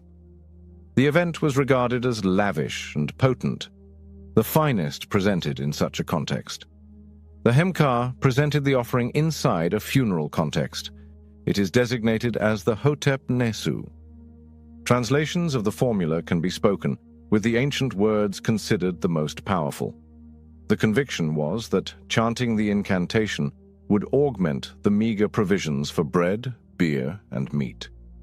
Vocalization is essential to the efficacy of this rite, as seen by the initial phrase, "Send forth thy voice." The necropolis employed it to appease restless spirits agitated by intruders encroaching upon their resting place. It remains in use today, especially when exploring ancient cemeteries. The invocation position is adopted, with the right hand outstretched towards the addressee. We bestow this favor in the name of Asar, Lord of Busiris, deity of greatness, ruler of Abeju. Elevate your voice to provide rejuvenation. Articulate your request for rejuvenation. Adjacent to the hallowed territory of Seket Yaru, she resides in silence. She receives all that is virtuous and untainted, all that the Neteru relies upon. We grant her 1,000 loaves of food, 1,000 barrels of beer, oxen, poultry, exquisite ointment. Numerous narratives are linked to ancient Egypt across various nations worldwide. Certainly, the history of this remarkable nation encompasses numerous captivating aspects, but mythology offers a superior understanding of ancient Egypt and its extraordinarily creative denizens. Sacrifices and ceremonies aimed at captivating deities in Egyptian mythology, such as Horus, Isis, and Osiris, were central to ancient Egyptian society. Due to their extensive trading connections, Egyptians could export their remarkable religion and culture. This e-book's mythology offers insight into prehistoric Egyptian civilization, encompassing deities, pharaohs, rituals, sacrifices, and the enigmatic Book of the Dead. Egyptian mythology. Egyptian mythology comprises a series of myths originating from ancient Egypt, spanning roughly from 4000 BC to 30 CE. Cleopatra VII, the final Ptolemaic ruler of Egypt, ultimately perished. Nut, the sky, is supported above Geb, the earth, by Shu, the god of air, 950 BCE. Egyptian writing and art often encompass mythology and religious content, including concise narratives, rites, hymns, burial writings, and temple adornments. Nevertheless, these sources infrequently offer comprehensive narratives of the legend, as they present it in a fragmented manner. The Silk Road was established after 130 BCE, facilitating the dissemination of Egyptian religion and beliefs beyond Egypt's frontiers. Alexandria became a hub of commerce. Egyptian mythology was defined by concepts of eternal life after death, reincarnation, and the presence of beneficent deities in other nations. The Egyptian concept of reincarnation impacted the Greek thinkers Plato and Pythagoras. Furthermore, the Romans assimilated Egyptian religious practices as they had with other cultures. The stories of Egypt were significantly shaped by its natural environment. The Nile inundated the soil annually, rejuvenating fertility and fostering Egypt's civilization through agriculture. The sun ascends and descends daily, illuminating the earth and overseeing human activities. Consequently, the Egyptians regarded water and the sun as symbols of life. For them, time constituted a natural cycle. This sequence of low and high floods devastated agriculture, infrastructure, and hunger. A desolate desert encircled the rich Nile Valley, populated by individuals the Egyptians deemed uncivilized, disturbing the tranquility. Consequently, they believed their living environment was secure and segregated from others. The Egyptians saw humanity as a little fragment of the continuum of eternity. Deities and supernatural entities governed and orchestrated this expedition. Bunsen states, in Egyptian religious beliefs, He, also called Ha in certain periods, symbolized eternity, the ultimate aim and fate of human life throughout all stages of existence, a condition in which people could attain perpetual happiness. 86. For Egyptians, the afterlife mirrored their terrestrial existence. An individual's life on Earth constitutes a segment of their perpetual journey. It serves as a prelude to a more expansive reality. To relish the continuation of this infinite voyage, one must navigate it appropriately. Formulating the universe. The universe and the world emerged from chaos and obscurity. Initially, only an infinite expanse of dark water existed, lacking form or purpose. Atom, also known as Ptah, resided atop a hill and emerged from this tumult. Noticing the void, Atom recognized his solitude. He copulated with his shadow to produce two offspring, Tefnut, goddess of moisture, and Shu, god of air. Tefnut established principles of order, while Shu imparted principles of life. Atum awaited the return of his offspring with growing anxiety, prompting him to dispatch one eye in pursuit of them. After a period, Shu and Tefnut returned with a single glance, greatly alleviating Atum's distress. He wept tears of joy at the reunion with his offspring. Following his tears, men and women emerged from the fertile soil of Benben. Subsequently, the siblings departed from their father on the Benben and initiated the world's creation. Deities inundate the primordial seas surrounding the circular mound of creation, 1075 to 945 BC. These primordial entities lacked a habitat. Consequently, Tefnut and Shu copulated, resulting in Nut, the sky, and Geb, the earth, birth. The siblings, Geb and Nut, became inseparable lovers. Atum, disapproving of Geb's behavior, elevated Nut to the heavens. Although they could see one another, physical contact was impossible.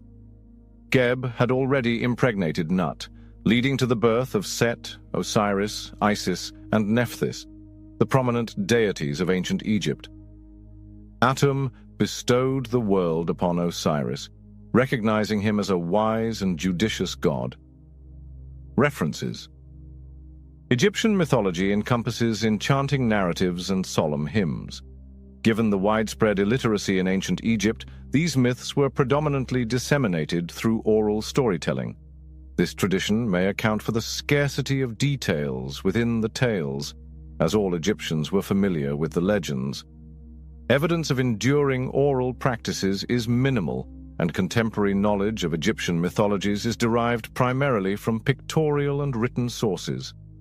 Most of these texts have perished, resulting in only a few surviving remnants. Deities. In ancient Egypt, the deities significantly influenced daily existence. They established the cosmic order and were responsible for creation. Each god and goddess had a cult and was venerated via rites and sacrifices. Isis. Geb and Nut had a daughter named Isis, Egyptian Aset or Iset. Her siblings included Osiris, Seth, Nephthys, and Haroeris. Isis was both the sister and wife of Osiris, with whom she bore Horus. Additionally, she was the mother of Bastet Amit.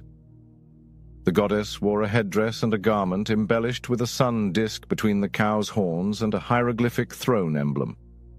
Her symbols included sparrows, vultures, sycamore trees, cobras, and little hawks. Additionally, a scorpion, cow, or bird might represent her. As a goddess of magic, Isis surpassed both Osiris and Ra. Her powers were varied, yet her allure was unparalleled. She was the goddess of protection, the patroness of the dead, and the guardian of nature. She was beloved by all, children, nobles, and commoners alike. Royalty and kings were intimately connected to her. The enslaved people, artisans, sinners, Oppressed aristocrats and maidens implored her for assistance. As a grieving individual and sorceress, she was linked to funerary rites. She resurrected the deceased and healed the infirm, serving as a paragon for all Egyptian women in her role as a mother. The religion of Isis was prevalent from the Greco-Roman world to the Roman Empire in Afghanistan. Initially obscure and lacking dedicated temples, her significance grew during the dynastic age, leading to heightened devotion in ancient Egypt. Isis, Osiris's wife and mother, epitomized the ideal spouse and maternal figure, serving as his unwavering supporter. She instructed Egyptian women in weaving, brewing beer, and baking, enabling them to emulate her exemplary role as a mother and wife.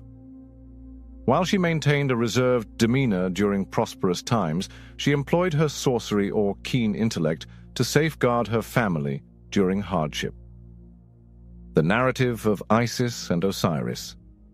The manuscript De Isidé et Osiride comprises most of Plutarch's accounts of Isis and Osiris, dating from the 1st century CE. Envious of Osiris, Seth purportedly formulated a scheme to murder him. At his feast, he offered his guests an ornate wooden chest and told them they would be rewarded for their conformity. Seth measured Osiris while he slept, crafting the box exactly for him. When it was Osiris's turn, he conformed seamlessly to the chest. Seth approached the box and hurled it into the Nile River to be carried as far away as possible. Subsequently, they anointed the king of Egypt. The demise of her husband prompted her to weep abundantly. It was claimed that her weeping precipitated the flooding of the Nile River. The mourning widow of Isis sought his remains, which she discovered suspended from a tree in Byblos.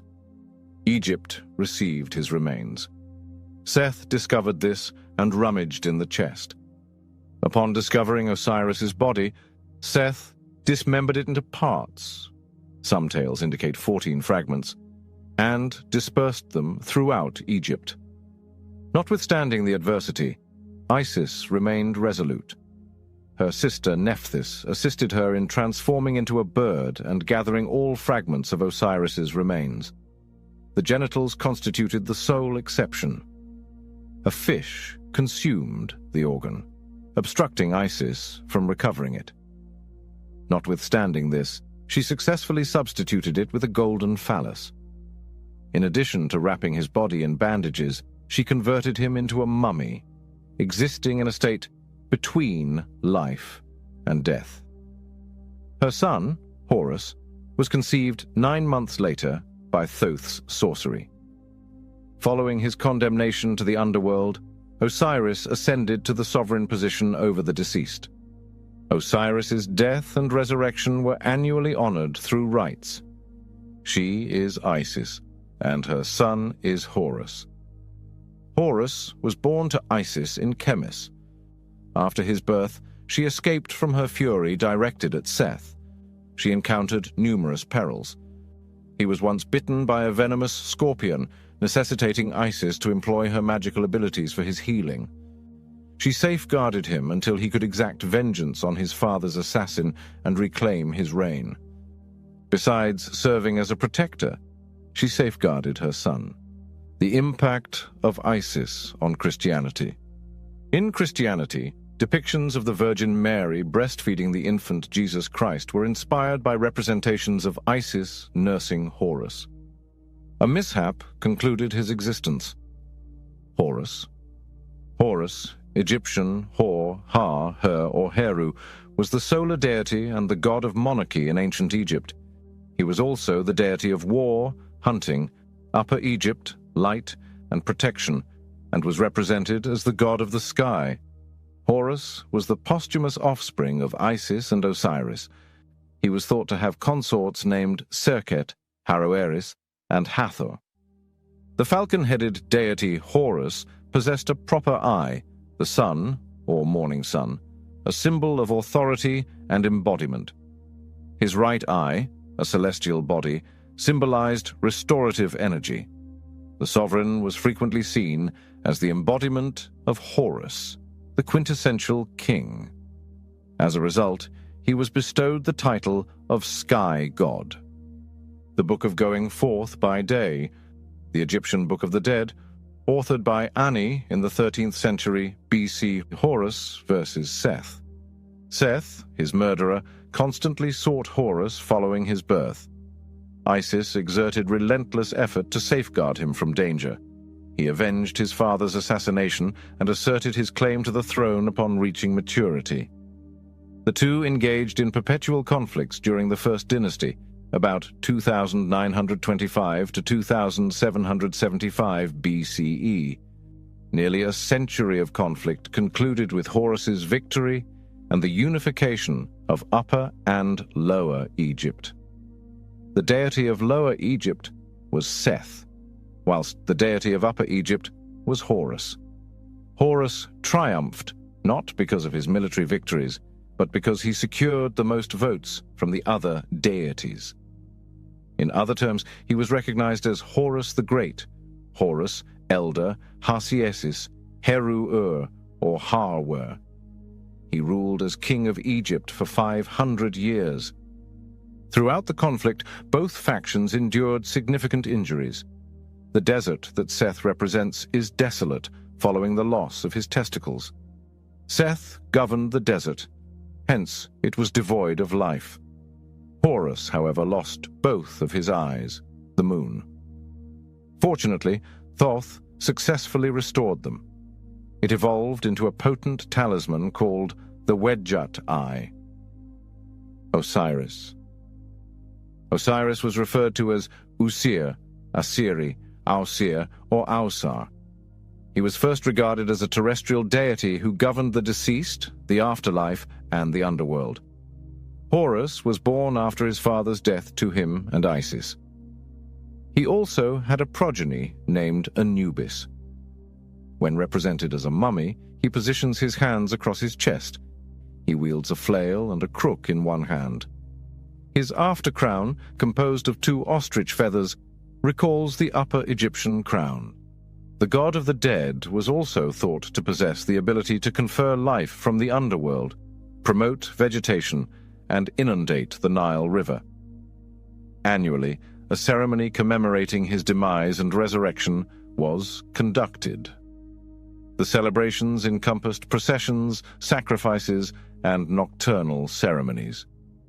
Their offspring, the reigning monarchs, represented Horus, the progeny of Osiris, whereas the departed monarchs represented Osiris, Seth. Seth, also known as Sutek, Setesh, or Set, is the deity associated with storms, malevolence, desert, warfare, and chaos. He was the offspring of Geb and Nut, consort to his sister Nephthys and the alien goddesses Astarte and Anat. He murdered his brother Osiris to ascend to the throne of Egypt. The canine possesses square-tipped ears, a forked tail, and an elongated, curving, protruding snout. Ruta Ra, also known as Re or Pra, the deity of the sun and luminosity, governed extensively. He governed the earth, the sun, and the underworld. The solar disk represents Ra and is linked to the hawk and falcon. Despite occupying the status of the second most powerful deity, he often harbored fears of being usurped by others. His anxiety inhibited Nut from procreating beings he dreaded would usurp him. Nut's plan failed, creating prominent deities, including Isis, his spouse, and most formidable adversary. The chaos deity Apep, or Apophis, was a further adversary, Ra's principal adversary. He would consume Ra just under the horizon each time Ra descended to the underworld. He would consume Ra as darkness descended, akin to the sunset. Due to Ra's incessant expulsion, he would ultimately be disregarded. Therefore, daybreak. Some sources indicate that his consorts included Hathor, Isis, Sekhmet, and Bast. Adherents of certain cults claim that Ra is the deity responsible for the planet's creation and that his tears gave rise to humanity. Moreover, adherents of certain cults attributed the creation of deities to Ra, whom they considered his progeny. Most of their endeavors were motivated by retribution and safeguarding against humanity. Ra's eyes represented Sekhmet, Bast, and Hathor. Ra amalgamated with other deities, including Atum, Atum-Ra or Ra-Atum, and Amun, Amun-Ra. Nephthys. Nephthys was a deity associated with the night, rivers, death, water, service, and protection. She epitomized protection as a kite or a falcon-winged woman. The cremation ceremonies about her were analogous to those of her twin sister Isis. She and her sister were able to execute them as they safeguarded the mummies and Osiris. Anubis, the offspring of Nephthys and Seth, is an enigmatic entity. A story states that Seth prohibited her from bearing a child, prompting her to concoct a scheme to entice him by impersonating her sister, Isis. Anubis emerged as a consequence of this seduction. The goddess Nephthys implored Isis to adopt Anubis as her son, fearing that Seth could discover this deception and then harm the child. Despite being an adopted son of Osiris, Anubis never attained his father's position due to not being his biological offspring. Nut. Nut, Geb's sister and spouse, was the progenitor of the main deities Nephthys, Isis, Osiris, and Seth. During Nut's dominion, numerous realms encompassed the sky, stars, sun, light, moon, astronomy, heaven, the universe, wind, and air. Nut was depicted as either a nude lady or a cow, positioned above the star-covered planet, serving as a personification of the earth and sun. The deceased saw Nut as an ally because she had rescued Osiris. "O Mother Nut, I beseech you to receive me, permitting my union with the indomitable stars within you and evading death." Her celestial expanse was thought to receive the departed and provide for them. "I am Nut, and my function is to encompass and safeguard you from all malevolence." Anubis. Anubis, or Anpu, presided over death, the underworld, and funerals. Mummified remains were safeguarded in tombs by Anubis, or Anpu. Isis and Osiris additionally embraced Anubis. Anubis was never informed of his parentage as the son of Nephthys and Seth. Some sources indicate that Anubis was born of Ra and Hesat, or Bast. Plato, about 40 to 120 AD, characterizes Anubis as the illegitimate offspring of Osiris and Nephthys. The inscription on the statue of Hermanubis states, "Upon discovering that Osiris was enamored with her sister and had engaged in intimate relations with her, believing her to be Isis, and upon witnessing corroborative evidence, she was astounded.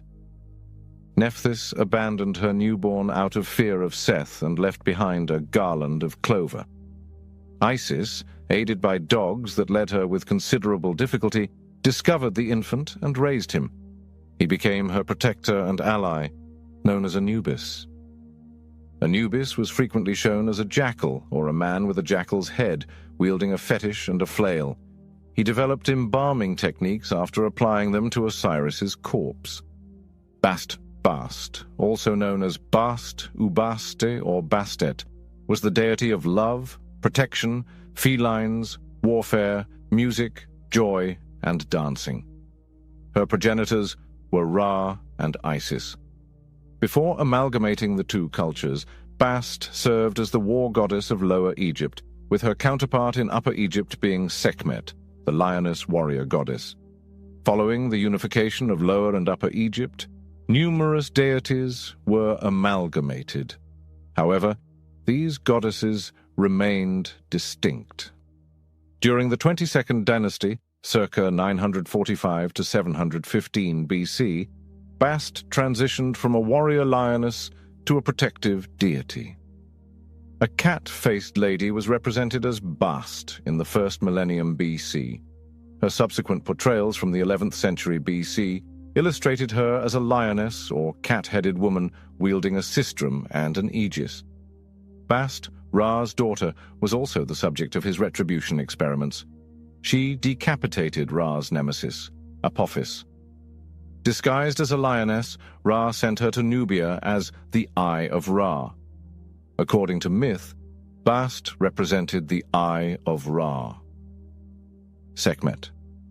Sekhmet, alternatively referred to as Sax, was the deity of warfare, retribution, healing, and fire. Her symbols encompassed a solar disk, a lioness, and red linen. The goddess was depicted as either a large feline or a lioness. She adorned a luminous disk and a serpent as a solar deity, signifying royalty and the deity Wadjet. Her breath immediately rendered the country a desert in the perception of the Egyptians, who regarded her as the most formidable predator. She commanded their conflicts and safeguarded the pharaohs. Sekhmet, the Eye of Ra, was humanity's most formidable defense against threats. Both deities fulfilled analogous functions in Lower and Upper Egypt and acted as agents of Ra. Bast exhibited numerous traits akin to those of Sekhmet. One tale posits that Ra dispatched her to complete Hathor's task of exterminating humanity.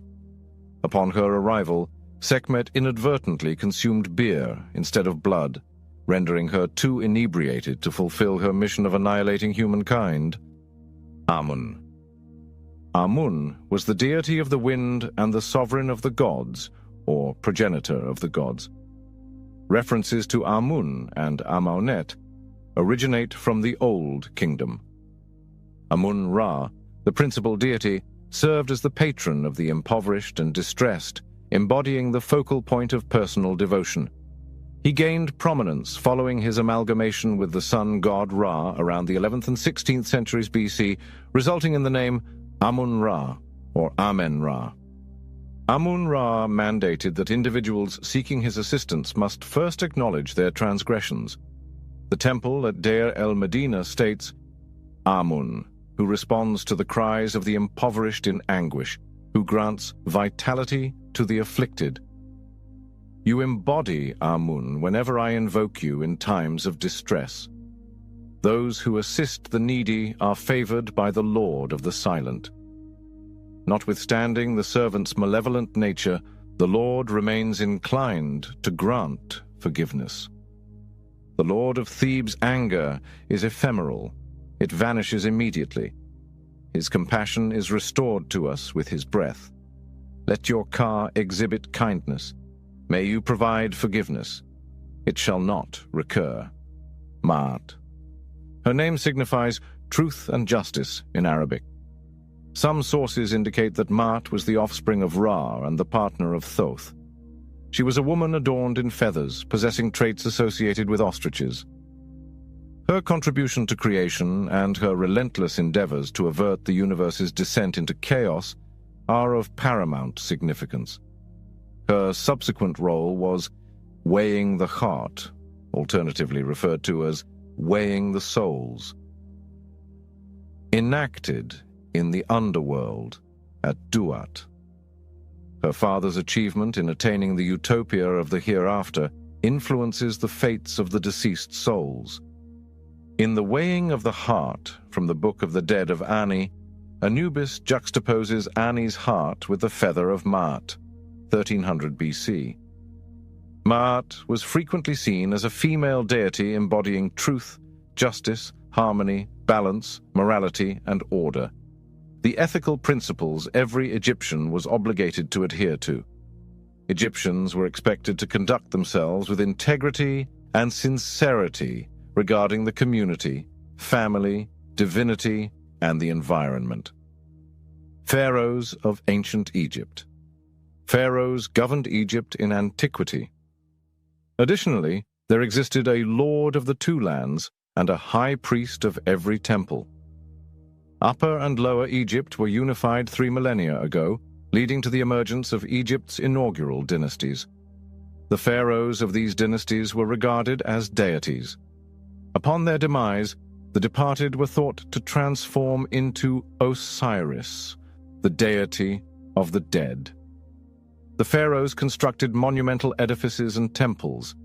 Tutankhamun, the 18th dynasty of Egypt, known as the New Kingdom, was governed by the most renowned pharaoh, Tutankhamun, sometimes called King Tut or Tutankhamun, governed during the New Kingdom. Tutankhamun translates to living image of the deity Amun. Currently, Tutankhamun is a venerated pharaoh, akin to a celebrity, due to Howard Carter's discovery of his nearly intact tomb in 1922 CE. As the evidence accumulated, Tutankhamun was perceived as a minor ruler who had minimal impact during his reign. However, he was a pivotal character who established peace and order in a disorder-dominated land. Had it not been for his premature demise, he would have significantly influenced Egypt's history. Initial years. Tutankhamun's father was Amenhotep IV, also known as Akhenaten. His stepmother, Nefertiti, was Amenhotep's wife. His mother was Lady Kia. He had at least one additional spouse. Although this perspective is erroneous, Lady Kia was not Nefertiti. Tutankhamun's parents were allegedly Amenhotep III and his queen, Tiye. Nevertheless, the majority of researchers reject this hypothesis. Tutankhamun was betrothed to Akhenaten, the fourth daughter of Akhenaten and Nefertiti, in his youth. Tutankhamun was a half-brother of Ankhesenaten. Ankhesenaten bore a daughter with her father and was regarded as his senior. Historian Margaret Bunsen states that Ankhesenaten was 13 when Tutankhamun ascended to the throne at 8. Tutankhamun's mother passed away during his formative years. Subsequently, he resided in the palace at Amarna with his stepmother, father, and half-siblings. The tomb of Tutankhamun features diminutive symbols of monarchy, such as the flail and crook. He likely engaged with them during his childhood, anticipating his future reign. Egyptologist Nora Romney asserts, many artifacts displayed his natal name, indicating that he was designated Tutankhaten. Rule. Tutankhamun ascended to the throne around 1338 or 1336 BC, at 8 or 9 following his father's demise. Given his youth, he was presumably accompanied by powerful advisors, notably the Vizier Ai and General Horemheb. Following Amenhotep's demise and Tutankhamun's rise to power, a provisional pharaoh named Smenkhkare governed. Little is known about this ruler. Since Smenkhkare's throne name corresponded with that of Akhenaten's co-regent, it is plausible that Nefertiti may have exercised authority during Akhenaten's deteriorating health, while Tutankhamun was too youthful to assume leadership. Tutankhamun reinstated equilibrium and rectified the disorder instigated by Akhenaten during his rule from 1332 to 1323 BC. In his own words, "The circumstances in the Near East have altered significantly since the prosperous era of the Egyptian Empire during Tutankhamun's reign. Numerous monuments were constructed. During his restoration, Amun founded temples at Thebes and Karnak. A temple dedicated to Amun was discovered at Karnak. During his reign, a king dedicated to depicting the gods created the colonnade in Luxor Temple with exquisite representations of the Opet festival. At 16, Tutankhamun faced the formidable task of restoring a nation ravaged by his father's actions, largely undertaking this responsibility alone. Nevertheless, the young monarch adeptly navigated his circumstances, aided by the council of experienced advisors. His country's current state diverged significantly from its historical context. His premature death before reaching 20, the demise of Tutankhamun. The debate regarding the cause of Tutankhamun's death has persisted for centuries. Extensive investigations have sought to elucidate this matter. Early historians posited that damage to Tutankhamun's skull suggested homicide. Others hypothesized that an untreated dental abscess or an infected fractured leg may have led to his demise. However, neither theory has garnered substantial support. Alternatively, it is suggested that Tutankhamun's short lifespan may be attributed to familial consanguinity. Proponents of this theory cite the stillborn offspring of Tutankhamun and Ankhesenamun as tangible evidence. The pharaohs of Egypt's 18th dynasty practiced incest. The sole documented fact regarding Tutankhamun's demise is that it occurred in January 1327 BC.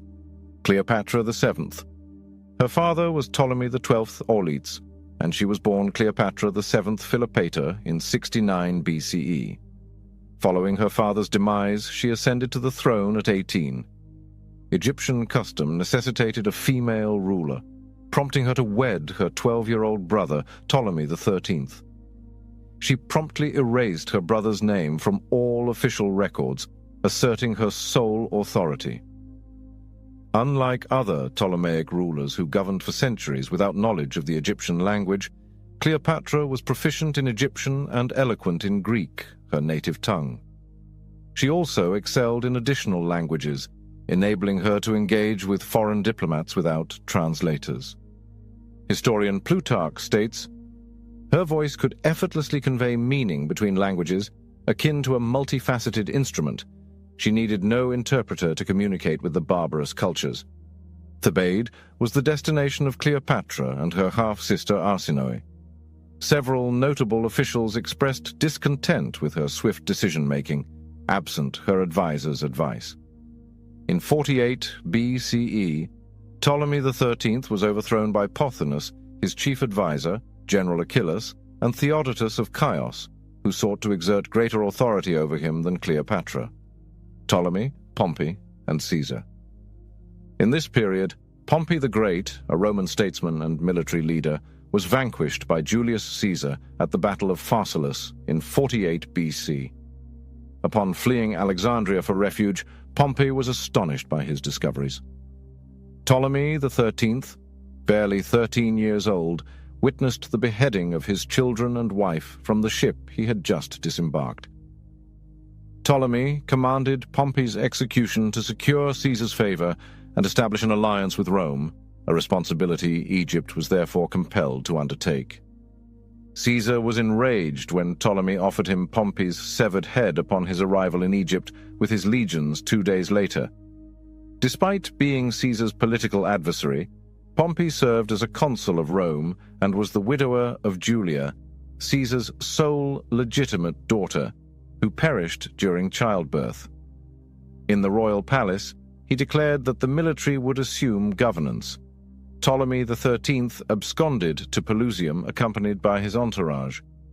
Caesar prohibited the young leader from escaping and inciting discord, thereby commanding his return to Alexandria. The association between Caesar and Cleopatra. Cleopatra capitalized on Julius Caesar's wrath towards Ptolemy during this period. Cleopatra understood she could not access the palace without facing harassment during exile. Consequently, they clandestinely transported her into the royal court. The rug, intended as a gift from the general of Rome, enveloped her to facilitate an audience with Caesar. They appeared to be immediately drawn to one another. Upon Ptolemy XIII's arrival to meet Caesar the next day, Cleopatra and Caesar were already involved in a romantic relationship. Caesar was incensed with Ptolemy. Jean-Léon Gérôme's oil-on-canvas artwork, The Woman Before the Lion, 1866. 9 months postpartum with Ptolemy Caesar, she formally declared her ascension to the throne in 47 BCE. Caesar relinquished the aim of annexing Egypt and upheld Cleopatra's assertion to the throne. Following the Battle of the Nile, Ptolemy perished to evade Caesar's army. Additionally, the other leaders who opposed Cleopatra were killed throughout the conflict. In 46 BCE, Caesar returned to Rome. Shortly after their return, Caesar, Cleopatra, their son, and her entire entourage took residence with him.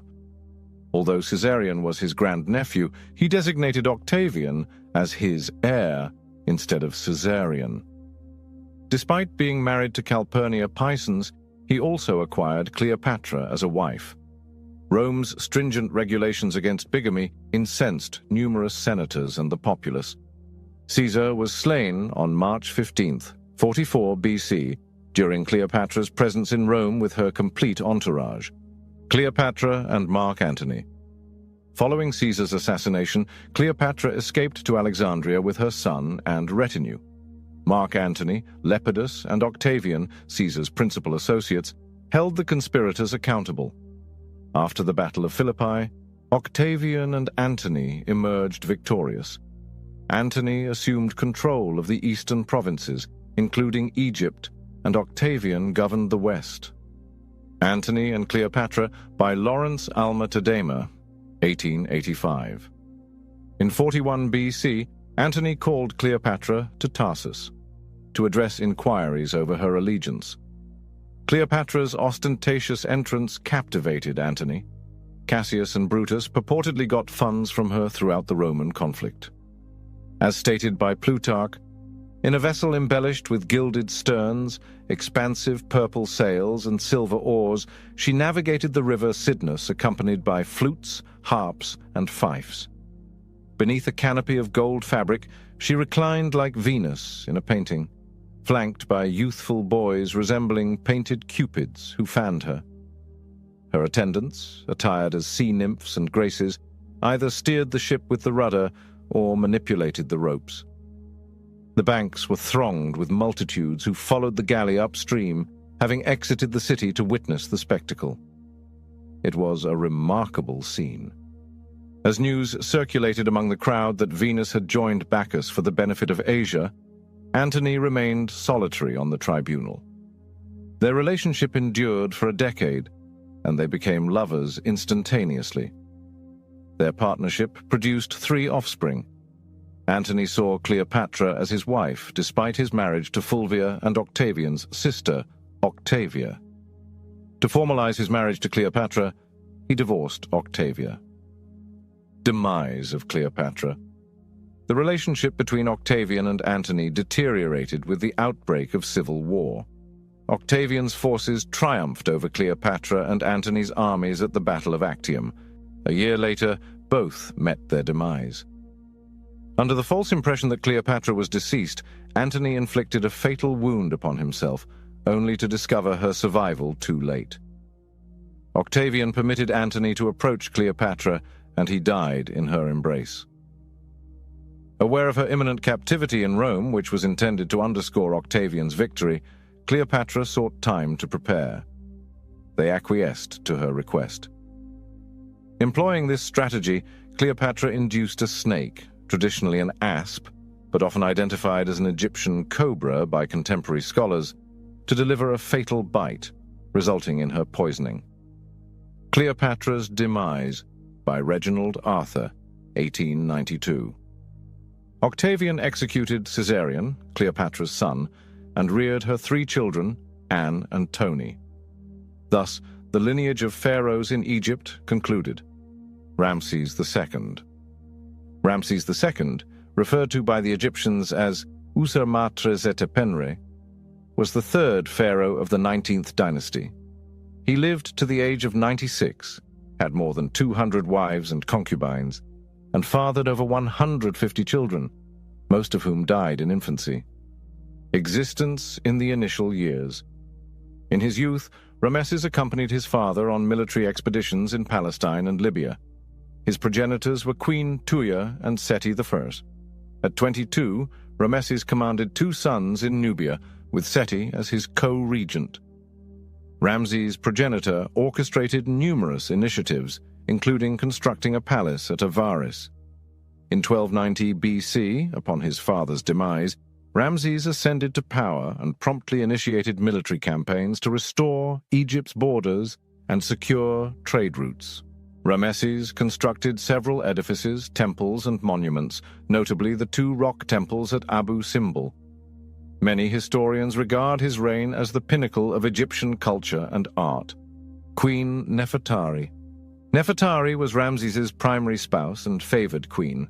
Her demise occurred quite early, maybe due to childbirth. Numerous statues and temple walls illustrated her during Ramesses' reign. After Nefertari's demise, Ramses wed Istnofret. The children of Istnofret became his consorts posthumously. Regardless, he could not erase the memory of his cherished wife, Nefertari. Years after marrying another, He immortalized her likeness on statues and walls. Thutmose III. Thutmose III, Tuthmosis III, Thothemes, or Thutmosis, is a notable historical figure. Thutmose III is regarded as the preeminent pharaoh of ancient Egypt, credited with establishing the Golden Age. He reigned from 1479 to 1425 BC and was the sixth monarch of the 18th dynasty. Existence in the initial years. Thutmose III was the progeny of Thutmose II. His mother, Iset, was his father's secondary consort. Following his father's demise in 1479 BC, no prince possessed a more compelling claim to the throne than Thutmose. Nonetheless, Thutmose III was too youthful, merely 7 years old, to govern, prompting Hatshepsut, his father's principal wife, to assume sole rule while Thutmose III underwent military training. Thutmose III fathered 9 offspring with multiple spouses. Military campaigns. Thutmose III is renowned for his military expeditions as Pharaoh of Egypt, having launched operations in Syria, Palestine, Nubia, and Mesopotamia. Historians assert that Thutmose III harbored animosity towards his aunt and co-regent Hatshepsut. Consequently, her neighbors perceived an opportunity to emancipate themselves from Egyptian dominion. He possessed considerable military acumen and was a courageous and intrepid warrior, unhesitant in combat. During his reign over Egypt and its territories, he subjugated around 350 cities. Thutmose III mandated that vanquished leaders send their offspring to Egypt for education, thereby mitigating the risk of future incursions. The tomb of Thutmose III. The Valley of the Kings, one of Egypt's most intricate burial sites, contains the tomb of Thutmose III. This tomb featured solely wooden effigies of the king and various deities, a red quartzite sarcophagus, pottery, fragments of wooden model boats, and animal remains. Upon discovery, Thutmose III's mummy was absent from the tomb, as Hatshepsut interred it at Deir el-Bahri, his mortuary temple. Thutmose III later encountered his mummy in a severely deteriorated state, lacking any significant stature. Akhenaten.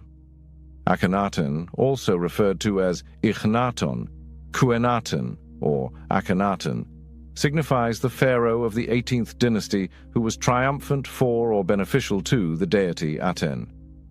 He altered his name from Amenhotep IV, or Amenophis IV, to Akhenaten following his conversion to the cult of Aten. He was the final pharaoh to govern the empire. As the youngest son of Chief Queen Tiye and Amenhotep III, he was the consort of Queen Nefertiti and the father of Tutankhamun by Lady Kia and Tutankhamun's wife Ankhesenamun by Nefertiti. During Amenhotep IV's 5-year reign, he adhered to the conventions of Egyptian religion and executed his father's policies. However, a significant religious transformation transpired in the 5th year of his reign. His shift from Amunism to Atenism marked the commencement of this process. After instituting monotheism in Egypt, he undermined the tradition of polytheism, becoming the first monarch to promote the preeminence of Aten. The heretic king gained notoriety for his actions. Foreign affairs policy. Due to Akhenaten's religious reforms, he disregarded foreign policy. The king overlooked developments beyond Egypt's borders and paid scant attention to occurrences outside his palace at Akhetaten. Other nations, once allies of Egypt, repeatedly sought assistance but were dismissed by Akhenaten. The Book of the Dead, existence, mortality, and the afterlife. Ancient Egypt possessed several beliefs, primarily focused on death, life, and the hereafter. The ancient Egyptian perspective and ideologies are now comprehensible due to the diligent efforts of historians and archaeologists who have labored to elucidate these enigmas. Papyrus of Ani, Book of the Dead, Spell 17, 1275 BCE. The Egyptian Book of the Dead, The Book of the Dead is indisputably one of ancient Egypt's most intriguing artifacts. Nevertheless, Egyptian funerary texts can be traced back to the 24th century BCE, inside the Old Kingdom. The country's funerary customs and the notions of existence, mortality, and the afterlife were intricately depicted. The walls of pyramid burial chambers included pyramid inscriptions, the earliest obituaries in Egypt. These texts featured symbols that symbolized humans and animals and were designed to safeguard and aid deceased kings in their transition to the afterlife. Here is the initial figure. In the 24th century BC, King Unas's pyramid employed this form of writing. Pyramid and coffin texts exhibit numerous parallels. Coffin texts originated from pyramid texts during the Middle Kingdom period. The coffin text was inscribed within coffins, occasionally on papyri or tomb walls, but predominantly on coffin surfaces. In contrast to the pyramid texts, which were exclusive to the elite, the coffin text was accessible to the general populace. The Book of the Dead, first published about 1550 BC, signified a further advancement in Egyptian writing and mortuary customs. The Book of the Dead, or Ro Nu Pert Emru, is a text that epitomized the New Kingdom era. It signifies the chapters of emerging forth by day, or Book of Emerging Forth into the Light. Historical records indicate its existence until the 1st century BC.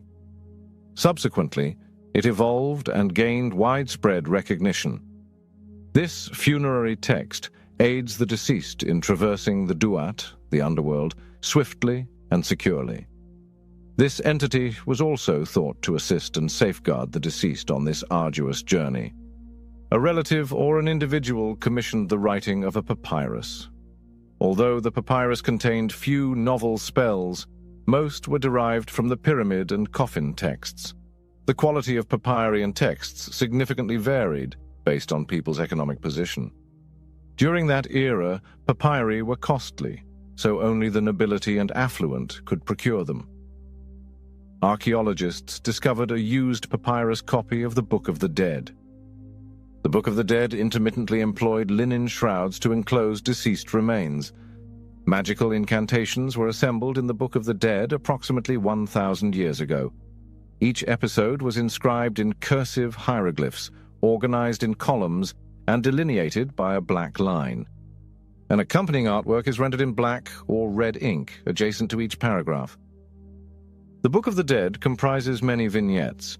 Some are intricate, vibrant, opulent, and detailed, while others are simple and minimalistic, resembling line drawings. Alongside depictions of the deceased's spouse, the drawings frequently include ferocious creatures, such as lions, crocodiles, snakes, insects, and hippopotamuses. The Books of the Dead were distinct and varied from one another. The chapters were organized without any specific sequence or structure. The drawings, texts, and spells were produced to fulfill the desires of the deceased or their heirs. 192 spells were documented in ancient Egypt and the Book of the Dead. Nevertheless, if this information is available, it is not found in the Book of the Dead. The Papyrus of Ani, an artifact of ancient Egypt currently located in the British Museum, London, is the most significant and detailed relic of this enduring burial tradition, remaining in exceptional form. Historians and archaeologists have deciphered the subsequent incantations. O you soul, Ba, immensely grand, I have arrived to behold you. My intention in this visit is to encounter my father Osiris and to eliminate Seth's heart, who has inflicted injury upon my father. My father Osiris cherishes me. Thus I unveil the netherworld to see him and dispel the darkness. As the cherished son of my father Osiris, I have unlocked every avenue in the sky and on earth.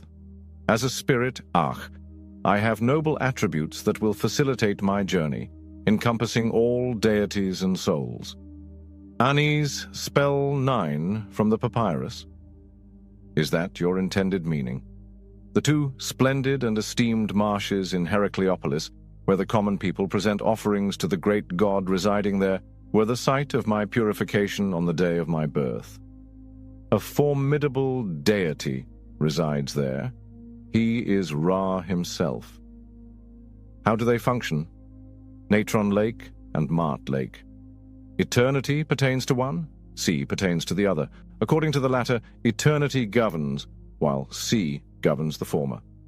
Essentially, seed of eternity signifies one, sea denotes the other. Spell 17 from the Ani Papyrus. Individuals utilize this to exhibit their theological understanding when faced with inquiries regarding the afterlife. On this evening of reckoning the years, and depending on the months, I have inscribed my name in the shrines of Upper and Lower Egypt. Spell 25 from the Egyptian Book of the Dead, the human experience. A life of value cannot be measured by fame or wealth. It is an invaluable asset that cannot be traded or sold. Ancient Egyptians saw life as a segment, a minuscule portion of their everlasting odyssey post-mortem. Historian Bunsen claims that ancient Egyptians saw life as a preparatory stage for an afterlife, which promised endless bliss. To attain a virtuous and equitable existence on earth, one must lead a life of integrity and righteousness. Mortality. In Egyptian mythology, death is not inherently final. Upon the soul's separation from the body, it is presented to Osiris for ultimate judgment in the Hall of Truth. The deity Anubis is believed to have guided the soul to Osiris. Before the soul's appearance before Osiris for the final judgment, it must navigate a succession of gates and tunnels beset by malevolent entities intent on obstructing its passage. The deceased would appease these violent entities with spells from the Book of the Dead. Retreat! Withdraw! Withdraw, you perilous entity! Please do not confront me or pursue my sorcery. I wish for the deity who dispatched you to remain unaware of your identity.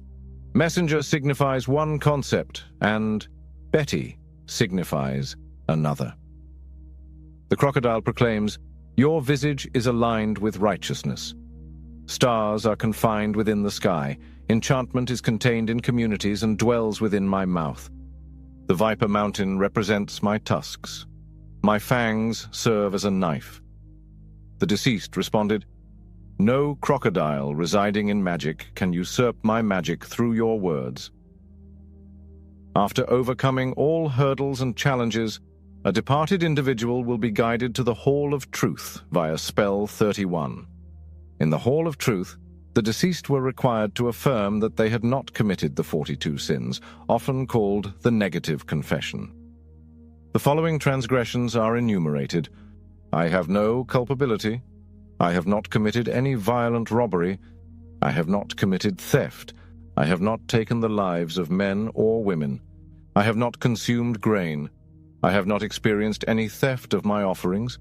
I have not appropriated any items from the merchandise. I have never said a falsehood. I have not misplaced any food. I have refrained from using any vulgarity. I have not committed adultery. I have not caused anyone to weep. After reciting the negative confession before the 42 judges, the heart was assessed on a golden scale compared to the white feather of Maat or Ma'at. A person whose heart weighs less than a feather is deemed virtuous and will gain access to the afterlife. When the heart exceeds the weight of a feather, the departed soul is condemned to the underworld, where the relentless creature, Amut, will consume it. Ancient Egyptians implemented precautions to safeguard the deceased's heart and avert such misfortunes. They employed spell 125 or spell 30b for this ceremony and magical incantations. Oh, my mother's heart. Oh, my mother. I cherish my mother with all my being. I cherish my mother wholeheartedly. Kindly refrain from labeling me a witness. Do not contest my position in the tribunal. I request that you do not exhibit hostility towards me in the presence of the Keeper of Balance, as your Ka resided within my body restoring my health. Please proceed to the joyful location where we accelerate and refrain from tarnishing my reputation among those who shape men. Do not deceive God on my character. This is really beneficial for you to know. Spell 30. B. Ancient Egyptians interred bodies with heart-shaped scarabs to safeguard the deceased's heart. Deceased. In Egyptian mythology, the afterlife is characterized as a realm of perpetual happiness, a paradise reserved for deities and the virtuous. It is frequently shown as a verdant landscape with canals, agriculture, inhabitants, and cattle. The Book of the Dead often designates the afterlife as the Field of Reeds, portraying it as analogous to terrestrial life. Mythology posits that the deceased may reunite with the great Ennead, a pantheon of deities, and their progenitors in the afterlife.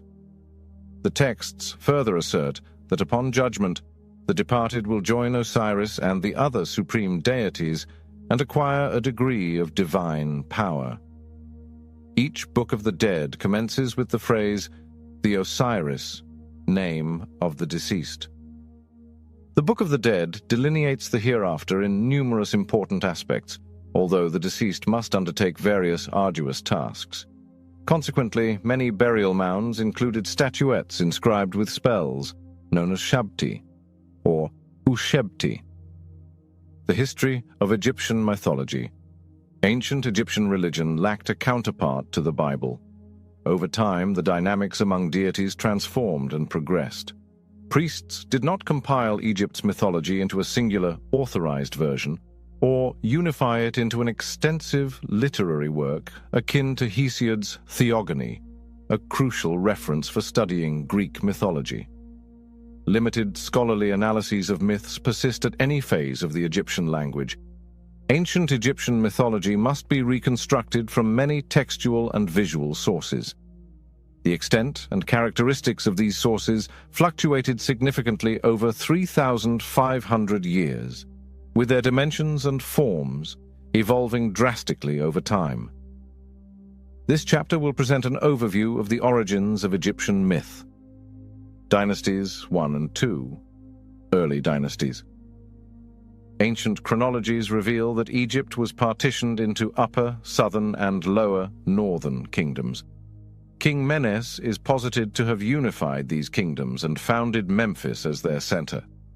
Nevertheless, modern sources do not readily associate Menes with any particular monarch.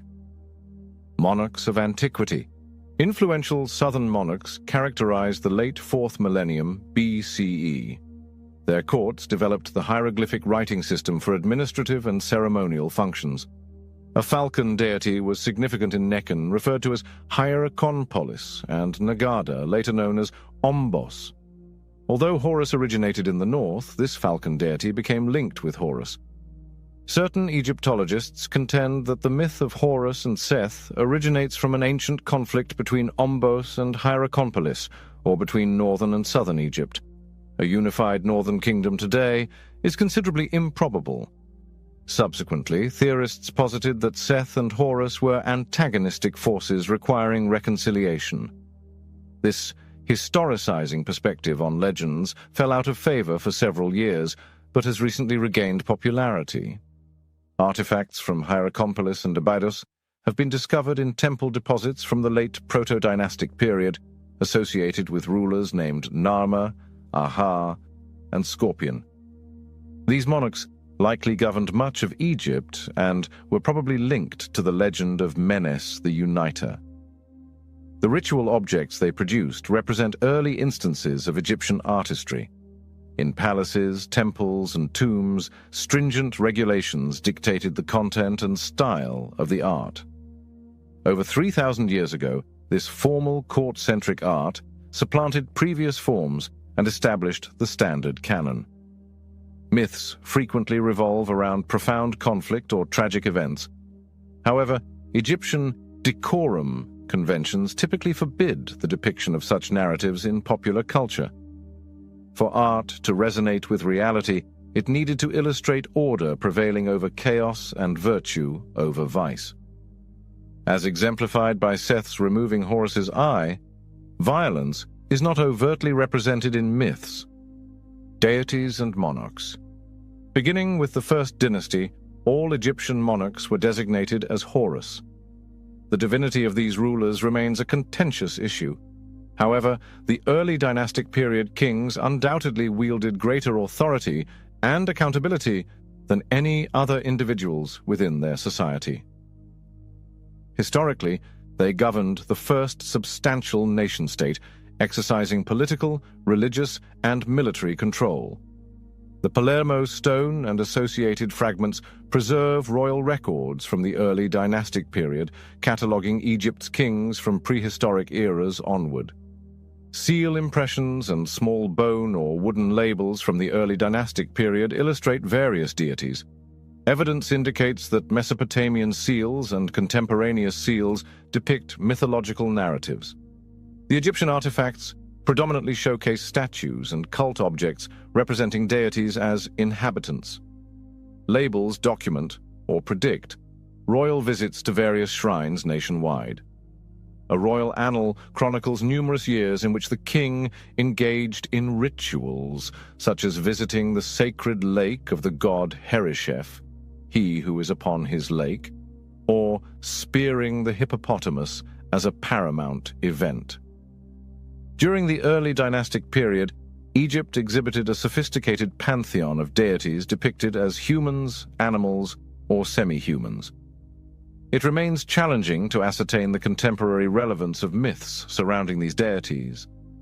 Each king endorsed local cults and unified the nation, which required some organizational structure of the pantheon during this era. Deities were initially categorized into pairs, groups, or hierarchies, fostering interrelations among gods previously venerated in isolation, thereby giving rise to myths. The two ladies and lords constituted some of the earliest divine pairs. The goddesses Nekhbet and Wadjet were associated with the white crown of Lower Egypt and the red crown of Upper Egypt, respectively, within the symbolic lexicon that articulated concepts of kingship. Seth and Horus represented the lords. The falcons of King Horus were depicted on the serex that encased the names of the kings from the early dynastic period.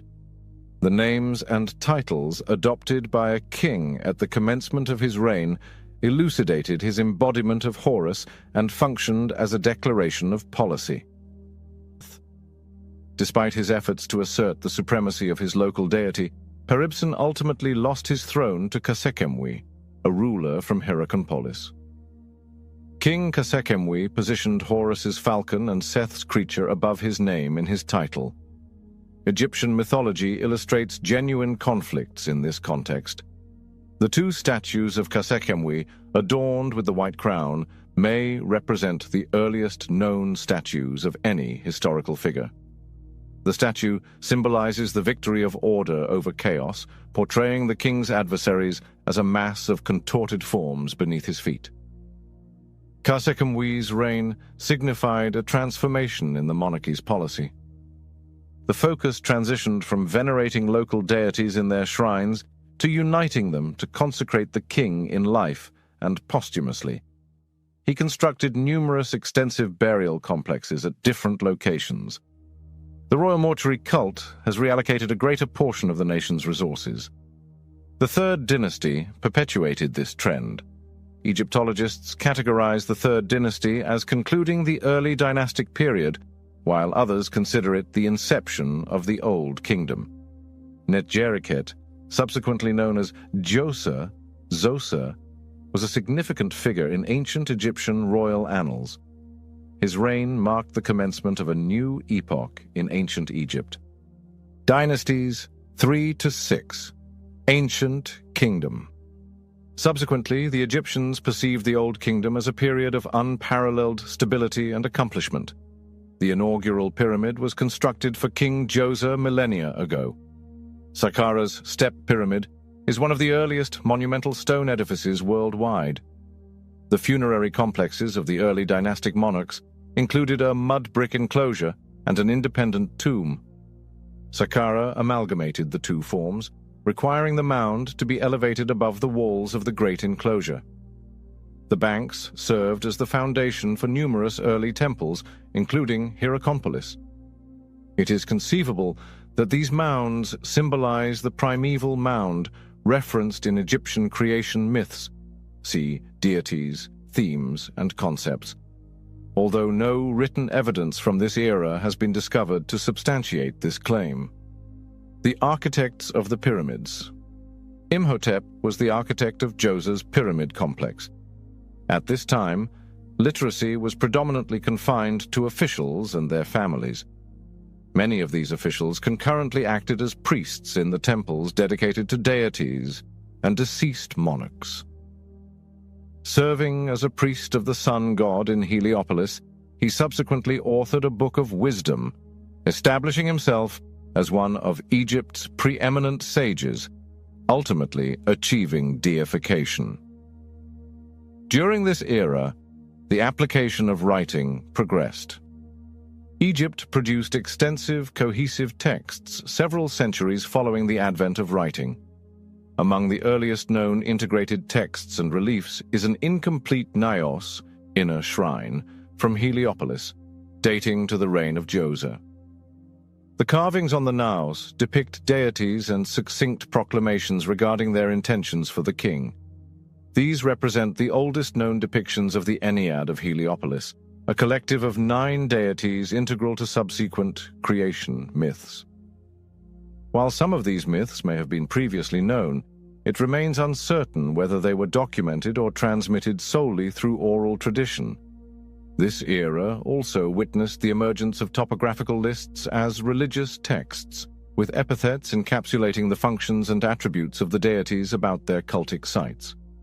One such epithet, Horus, as protector of his father, implies a historical. In the 4th dynasty, the king's function was recast as the son of Ra, the earthly representation of the sun god.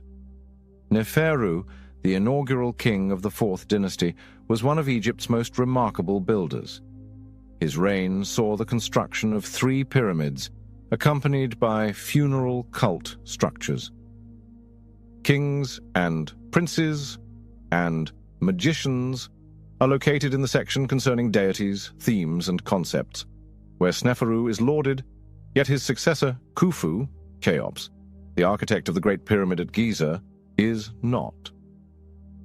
In the 5th century BCE, the Greek historian Herodotus documented that the gods condemned King Khufu for shuttering their temples to allocate resources for his pyramid. Archaeological evidence substantiates this tradition. During the 4th and 5th dynasties, royal patronage of local temples was minimal. The extensive pyramid complexes from this period predominantly emphasize the divinity of the king, potentially due to natural preservation factors. Reliefs and statues within the severely deteriorated pyramid temples illustrate various Egyptian deities. Conceptualizing a pyramid as a mechanism for the king's resurrection and a representation of the Egyptian cosmos reinforces the associated mythology. Numerous 5th dynasty monarchs constructed grand temples in honor of the sun god, albeit with smaller pyramids. The rulers of the Old Kingdom commemorated their servants with ornately adorned tombs in royal cemeteries. The proprietors of these tombs were often named after deities, such as Ptah-hotep. Ptah is satisfied. Many held auxiliary priestly roles in temples and shrines. However, the exhibition of any deity statue within a private tomb was forbidden during this period. During this period, religion was not a frequent topic of daily discourse, rendering the acquisition of knowledge regarding the deities complex. In the 24th century BCE, hieroglyphic inscriptions were etched within the pyramid tomb of King Weni, Unas, providing a novel source of evidence. The pyramid texts were authored in the ancient Egyptian language called Old Egyptian. Inscriptions of the pyramids. The pyramid texts represent the most ancient of the 3 principal collections of Egyptian funerary literature and are among the earliest religious texts ever unearthed. Each section commences with an Egyptian phrase signifying words to be spoken, which may also be interpreted as incantation or spell. These incantations range from a single sentence to several paragraphs in length. Presently, over 800 chants have been identified from the Pyramid of King Wen. Pyramid texts have been discovered in the pyramids of 5 Old Kingdom kings and 3 queens, with variations existing between different pyramids. The pyramid texts lack illustrations. However, the ceilings of royal burial chambers frequently featured star decorations. Hieroglyphics commonly represent animals. The pyramid texts typically portray dismembered or impaled animals and humans, including snakes, scorpions, birds, and people. Due to their latent power, the images invoked fear during this era. Various genres are present in the texts, including hymns, lists of divine names and epithets, spells from quotidian magic, and recitations associated with ritual actions. Certain texts, articulated in the first person, elicit a profound emotional response when vocalized or chanted. The pyramid texts were compiled only after numerous generations of incantations had been transmitted orally. These texts are likely part of the secret knowledge preserved in libraries affiliated with certain palaces and temples of the Old Kingdom, inscribed on leather and papyrus scrolls. A class of priests, designated reader priests, composed, transcribed, and recited these sacred writings. No such books from the Old Kingdom or subsequent periods exist. The lack of an intact central temple library constitutes one of the numerous deficiencies in Egyptian mythology. The king's funeral or his funerary cult likely encompassed the recitation of various texts. The readers had to be assembled and inscribed within pyramids to prevent the dead king's body from decaying and to facilitate his spirit's ascension to the celestial realm, where he would assume his position among the gods. The king's other prayers may have been designed to be articulated by the deceased king as he transitioned into the afterlife, involving the king embodying multiple deities. The pyramid texts reference approximately 200 deities. The most frequently cited include Anubis, Atum, Geb, Horus, Isis, Nephthys, Nut, Osiris, Ra, Seth, Shu, and Thoth, refer to deities, themes, and concepts. Additional deities, such as Min, the fertility god, and the creator goddess Neith, are associated with cult temples. Other entities, including serpent deities and celestial ferrymen, populate the god's intricate and vividly conceived domain. Numerous scholars contend that the pyramid texts encapsulate Heliopolis's solar temple's theology, encompassing most gods constituting the Ennead of Heliopolis. The pyramid texts also incorporate a stellar dimension. The king resolved to unite with the eternal stars. Osiris was associated with Orion, while Isis was linked to Sirius, the dog star. Initially obscure prior to the 5th dynasty in ancient Egypt, Osiris eventually emerged as the preeminent burial deity. The pyramid texts do not constitute a compilation of narrative myths. Numerous references to legends exist, many of which are challenging to decipher. Certain passages contain mythical statements, delineating events in the divine realm, such as Horus arrives and Thoth manifests. Before the two Enneads, they elevate Osiris from his side. The pyramid texts encompass significant themes of Egyptian mythology, such as the sun god's voyage in his solar bark, the assassination of the benevolent deity Osiris, and the fierce struggle between Horus and Seth. Additionally, these texts feature various myths and symbols related to the theme of creation. Consistent with Egyptian funerary texts, the pyramid texts portray the gods as violent, antagonistic, and fearsome. Towards the end of the 6th dynasty, non-royal individuals across different regions of Egypt buried excerpts from the pyramid texts in their graves. This phenomenon exemplified a deterioration of royal power that contributed to the collapse of the Old Kingdom. Egypt experienced significant disunity during the First Intermediate Period, 22nd century BCE. Egyptian literature typically depicts the First Intermediate Period as an era of turmoil and suffering, characterized by the withdrawal of divine favor. Although Memphis served as the nation's capital, the kings did not control it completely. A competing dynasty emerged from Heracleopolis. According to tradition, one of these monarchs authored the Teaching for King Merikare, referencing the king's participation in a violent civil conflict. During the First Intermediate Period, only one king possessed a pyramid adorned with pyramid texts, although such texts continued to be utilized in private burial practices. The nomarchs, or provincial governors, profited from the diminished royal authority. Given their close affiliations with local temples, it is likely that a novel corpus of funerary texts began to emerge among the temple priesthood. In the late 21st century BCE, King Nebhepetra Mentuhotep from the southern city of Thebes terminated the autonomy of the nomarchs and restored unity. Second Intermediate Period dynasties, 11 to 17. Nebhepetra Mentuhotep reigned from Memphis as the sovereign of all Egypt. However, he constructed temples for significant deities throughout the nation. In the western region of Thebes, he was interred within a necropolis, the principal characteristic of which seemingly symbolized the primeval mound, the site of creation's inception. During the 20th century BCE, the monarchs of the 12th dynasty erected a new palace called Ichtawi and interred themselves beneath pyramids. These royal tombs lacked inscriptions. The royal mortuary cult established intricate temples adjacent to these pyramids, but none remained satisfactory. The deities from this era did not inspire the construction of numerous temples.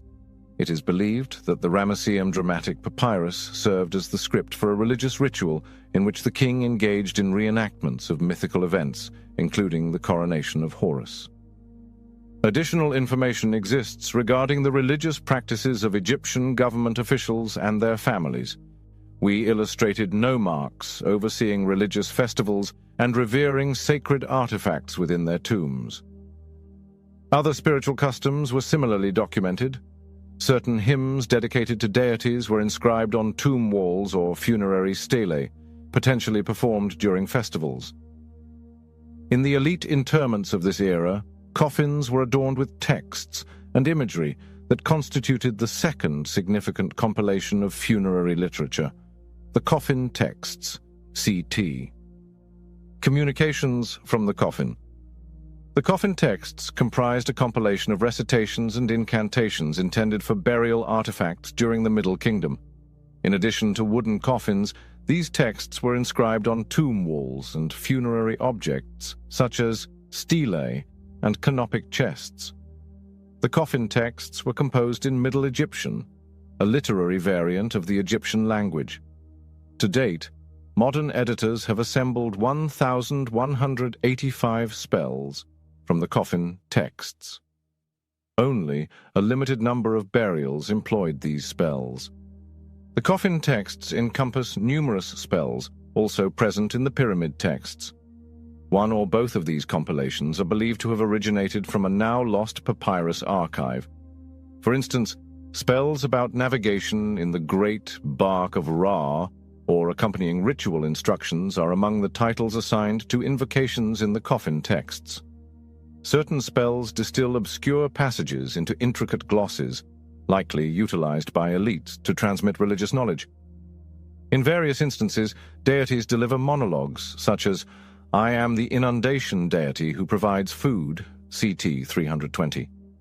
In other cases, gods engage in dialogues resembling miniature religious dramas. Some sections of the coffin texts contain vignettes essential to the magic. The Book of Two Ways has some of the most intricate maps, comprising a fifth of the coffin texts. They are the oldest known cartographic representations of any civilization, typically depicted on the floors of coffins. The Book of Two Ways served as an illustrated roadmap to the afterlife. It vowed to guide the departed down two routes, by water and land, through a shadowy divine region beyond the horizon, and equip them with the incantations necessary to vanquish the monster sentinels they would face. The enigmatic area of Rosenau, where flames encircled Osiris's body, was an essential passage for the deceased. The deceased may attain a new existence in the field of offerings paradise if they demonstrate merit. Erich Hornung characterizes the Book of Two Ways as the outcomes of government-sponsored inquiry into the afterlife, although inquiry may be too scholarly a term. The depiction of the afterlife in remarkable detail parallels the hallucinogenic experiences of shamans across several cultures on spirit voyages. The coffin texts comprise numerous spells that elucidate the Egyptian creation narrative. See mythical timelines within linear time for return to chaos. Notably significant are Atum-Ra, Shu, and Tefnut, the progeny of the creator deity. Numerous writings elucidate how the sun god adopted several forms. The texts elucidate the perils faced by the sun god throughout his celestial voyages, notably assaults by the chaos of Apophis. The popularity of the solar religion has prompted certain Egyptologists to assert that the coffin texts were predominantly authored by the priests of Heliopolis, similar to the pyramid texts. Other Egyptologists assert that the coffin texts embody more localized traditions compared to other deity collections. Researchers have identified several coffin text spells across Egypt, predominantly in the Middle Egypt region. Numerous fragments depict local deities from Middle Egypt, such as Thoth and the Ogdoad of Hermopolis, a collective of primordial entities. In various instances where Horus and Seth battle and retrieve Osiris's body, Thoth is also present. The coffin texts associated all aristocratic deceased individuals with Osiris, the deity who perished and resurrected. Literature. The same educated class of priest officials who authored or utilized the coffin texts also developed and interpreted Middle Kingdom literature. Middle Kingdom hymns can facilitate the reconstruction of myths of deities that may have been prevalent during that era. They primarily consist of sequences of divine epithets. Each morning in temples, hymns are chanted to the deities, and during festivals, the sanctuaries housing the deities may feature exquisite poetry. Devout persons occasionally inscribed their achievements on stelae in their honor or transcribed them onto papyrus for literary enjoyment. These writings, wherein a parent imparts guidance to his son on proper conduct in life, were prevalent during the Middle Kingdom and are referred to as wisdom texts. Instruction.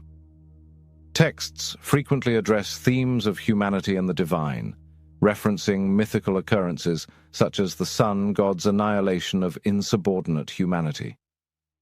Literature addressing ethical dilemmas manifests as predictions or dialogues between humans and supernatural entities.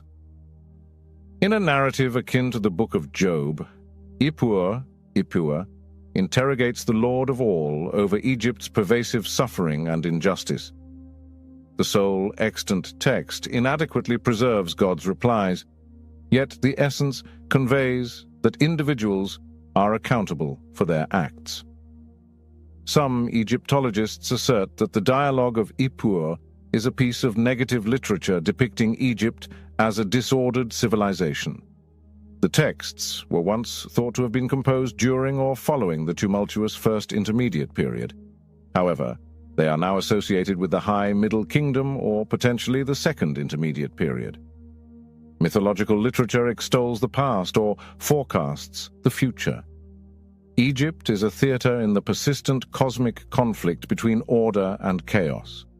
Numerous literary narratives were present by this period, however, few have endured. Oral storytelling was widespread. Like Arab storytelling, numerous Egyptian writings were designed for oral recitation. Oral traditions may have transitioned from written forms to spoken narratives. The deities are also present in certain narratives from the Middle Kingdom.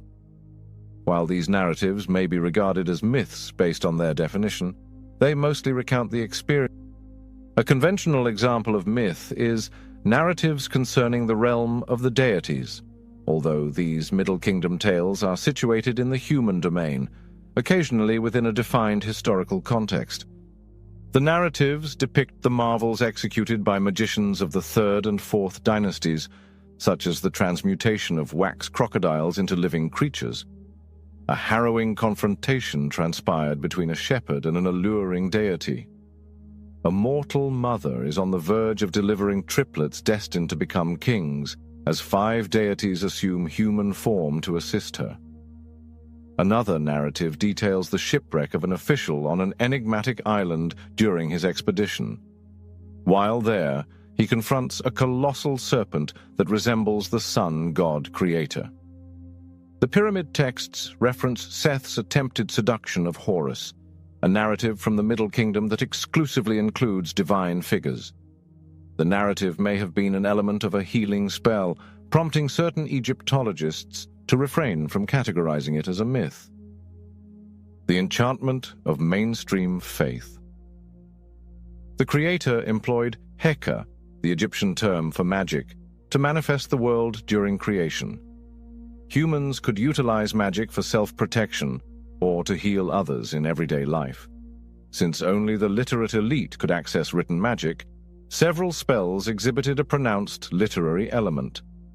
A variety of healing spells link the healer to a deity proficient in Heka, such as Isis or Thoth, to a deity who endures suffering in mythology, such Horus, the child, see deities, themes, and concepts, or to ailments or issues attributed to malevolent supernatural entities. Through establishing these connections, the doctor-magician aspired to harness cosmic energies to intercede on behalf of the patient, as they had previously done for their deity.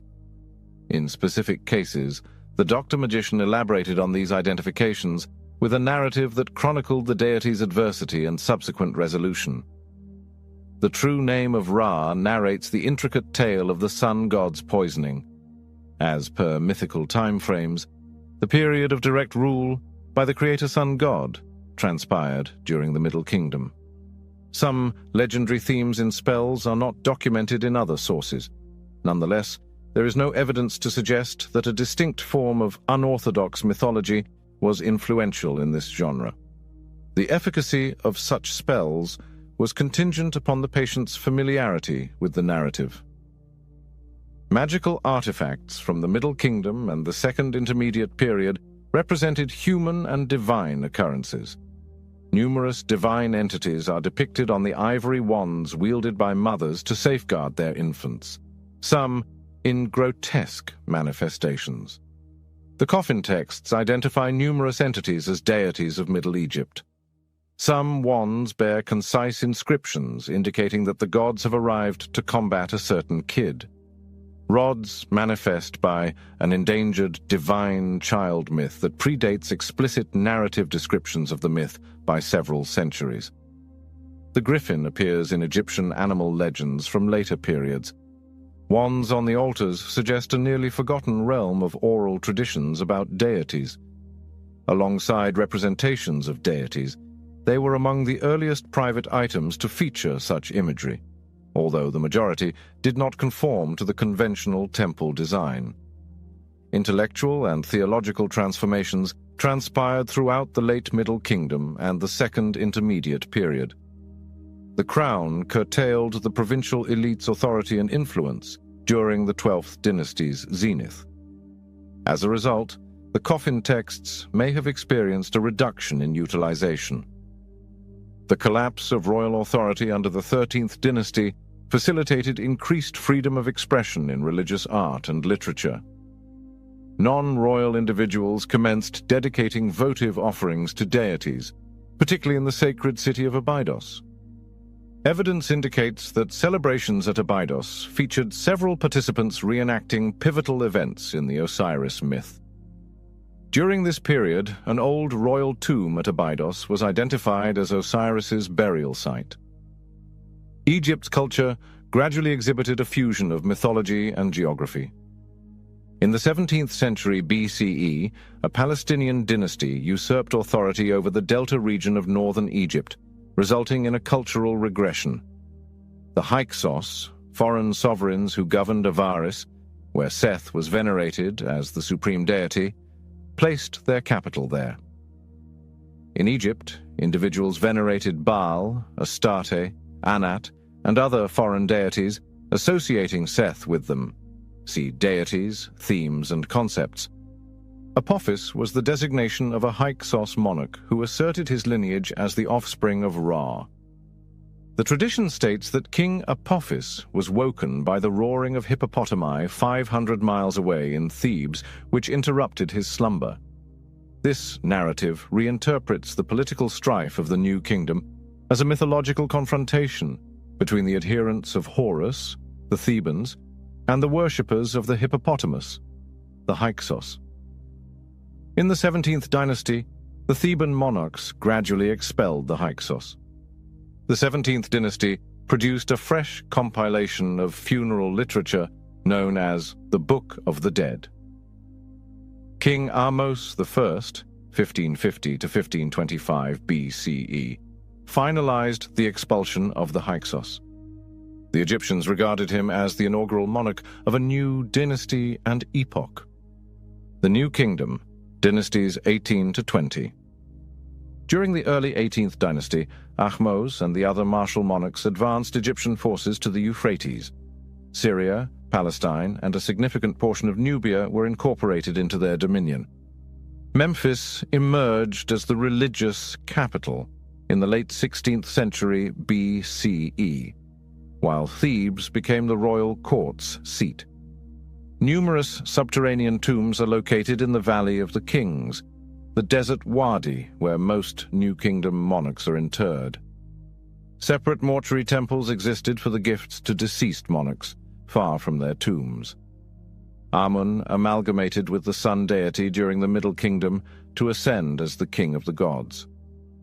The eastern region of Thebes evolved into the most significant and affluent temple complex in Egypt. The apex of Egypt's culture occurred during the 18th dynasty. The artists and architects during the reign of Hatshepsut, approximately 1473 to 1458 BCE, her nephew and stepson Thutmosis III, about 1479 to 1425 BCE, and Amenhotep III, also known as Amenophis III, around 1390 to 1352 BCE, created remarkable art and architecture. At Hatshepsut's renowned mortuary temple in Thebes, an open court dedicated to solar worship had inscriptions summarizing the ruler's understanding of the sun deity. Hatshepsut and Thutmose III erected dedicated shrines for common Egyptians to worship goddesses like Hathor in her bovine manifestation and Amun of the hearing ear. Amenhotep III augmented or established other temples, and many of the elements he introduced endured until the 20th century. His influence endured for 1,000 years. He commissioned numerous divine statues to demonstrate his association with all Egyptian deities. Amenhotep III occasionally ascribed lunar deity characteristics, although his spouse, Queen Ti, in Deities, Themes, and Concepts, characterizes the Eye of Ra as a goddess capable of functioning as a solar eye. Amenhotep IV, also known as Akhenaten, was born to Amenhotep III and Ti between 1352 and 1336 BCE. Akhetaten, known as Tel El Amarna, is my new capital and royal necropolis. Akhenaten was the name he adopted during his reign. Akhenaten and Nefertiti were both devoted to the worship of Aten, symbolized by the solar disk. During Akhenaten's rule, extensive open-air temples were constructed to venerate Aten. Although Akhenaten repressed the cult of Amun, it is improbable that he dismantled all of Egypt's temples. Akhenaten's theology, positioning the sun god Aten as the creator and himself as the kingly representative, rendered other deities and myths redundant. It was posited that the deceased resided in Aten temples rather than in a distinct domain governed by Osiris. In the era of Akhenaten, Horemheb, circa 1323 to 1295 BCE, depicted Egypt as a period of turmoil in which the deities had forsaken it. During the reign of Tutankhamun, circa 1336 to 1327 BCE, the policies of Akhenaten were met with disfavor. Thebes was reinstated as the religious capital, and Amun-Ra was reaffirmed as the national deity. The 19th dynasty commenced with Ramesses, the vizier of Horemheb. Seti I, the son of Ramesses I, about 1294 to 1279 BCE, re-established Egyptian dominion over portions of Syria. However, his reign is distinguished by its tranquil artistry. Ramesses II, the progeny of Seti, governed Egypt for 67 years, attaining legendary status due to his historical achievements. The many temples he constructed in Egypt and Nubia celebrated his battles against the Hittite kingdom via storytelling, poetry, and imagery. Ramesses ultimately restored relations with the Hittites by espousing 2 Hittite princesses.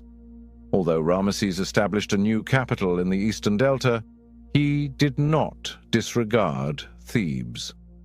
The 21-meter-high columns in Karnak's central hall, constructed during the reigns of Seti I and Ramesses II, convey an impression of boundless might.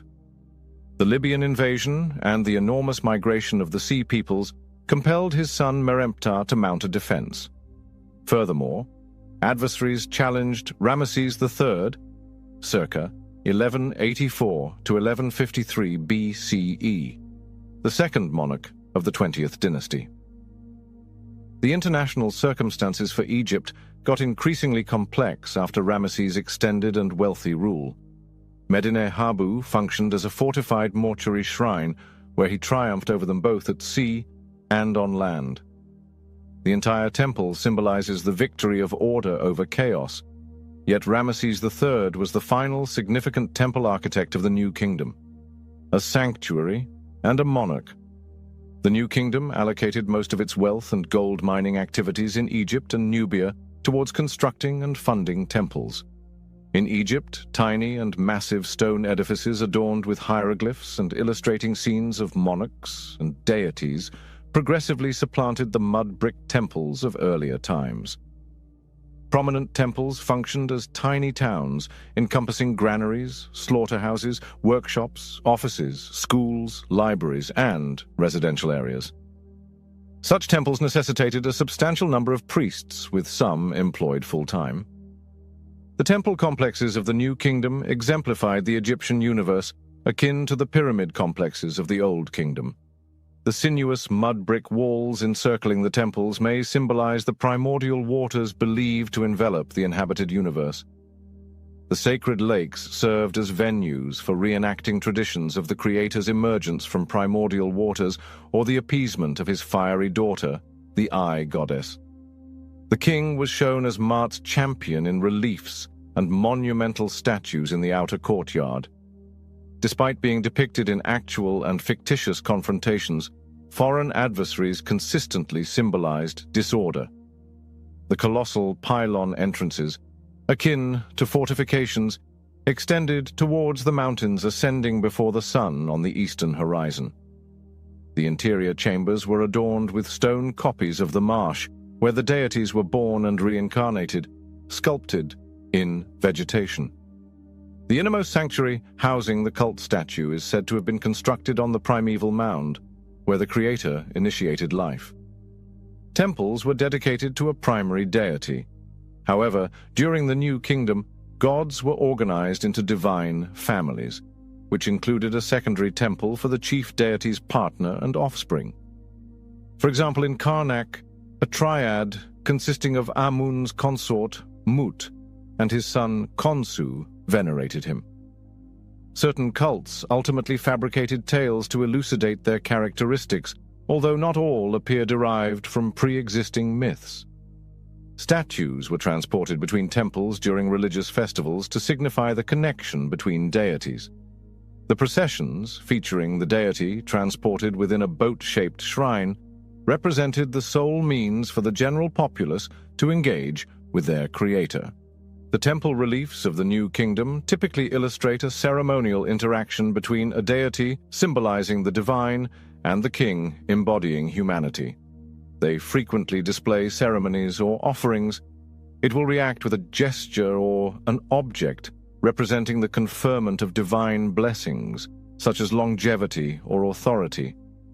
Some festival names in temple calendars imply mythological reenactments. However, such depictions are few.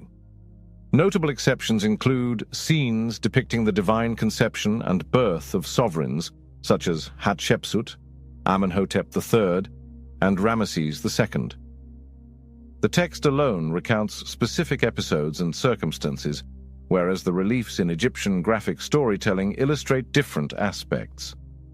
The narrative describes a queen's intimate experience with the deity Amun, who manifests as her spouse. The accompanying relief depicts a deity in his customary attire, lightly grazing the queen's hand while adhering to the stringent conventions of Egyptian art. The future sovereign is born and accompanied by deities who will nurture the child and its spiritual counterpart, the Ka.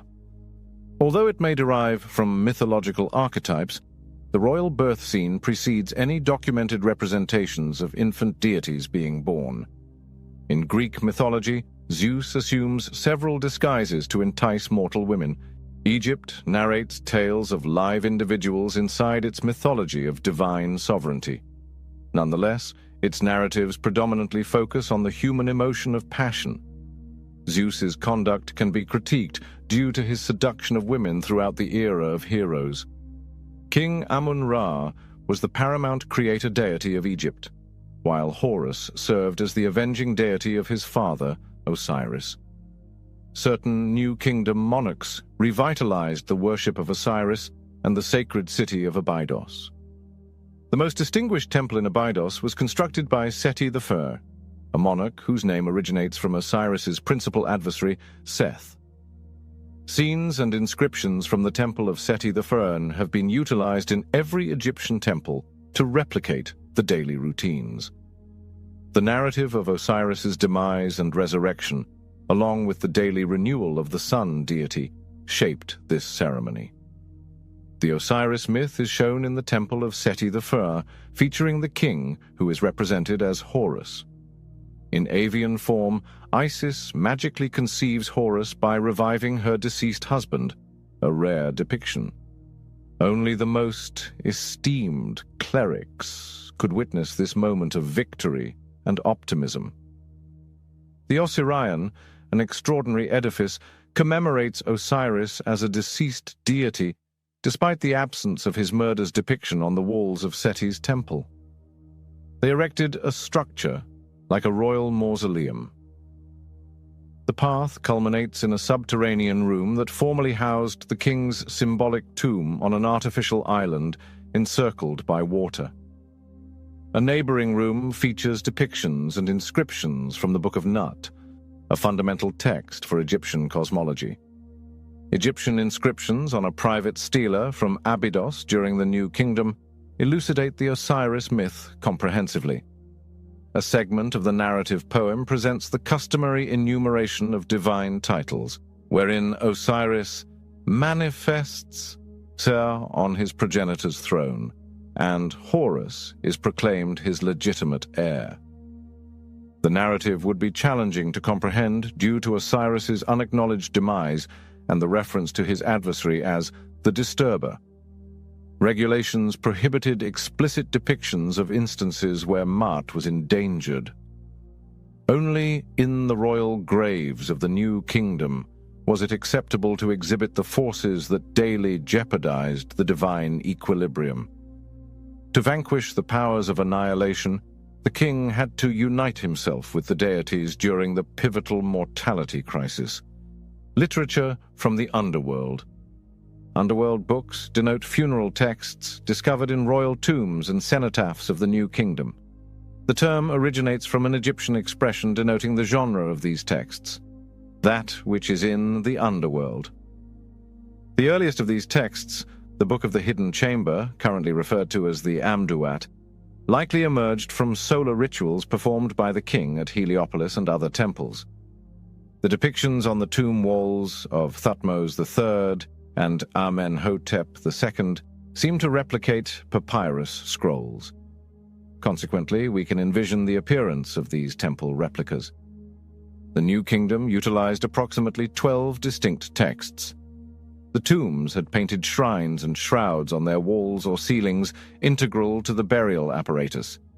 Middle Egyptian constituted the language of older texts, although subsequent writings exhibit the influence of Late Egyptian, a language employed in writing following the late 18th dynasty.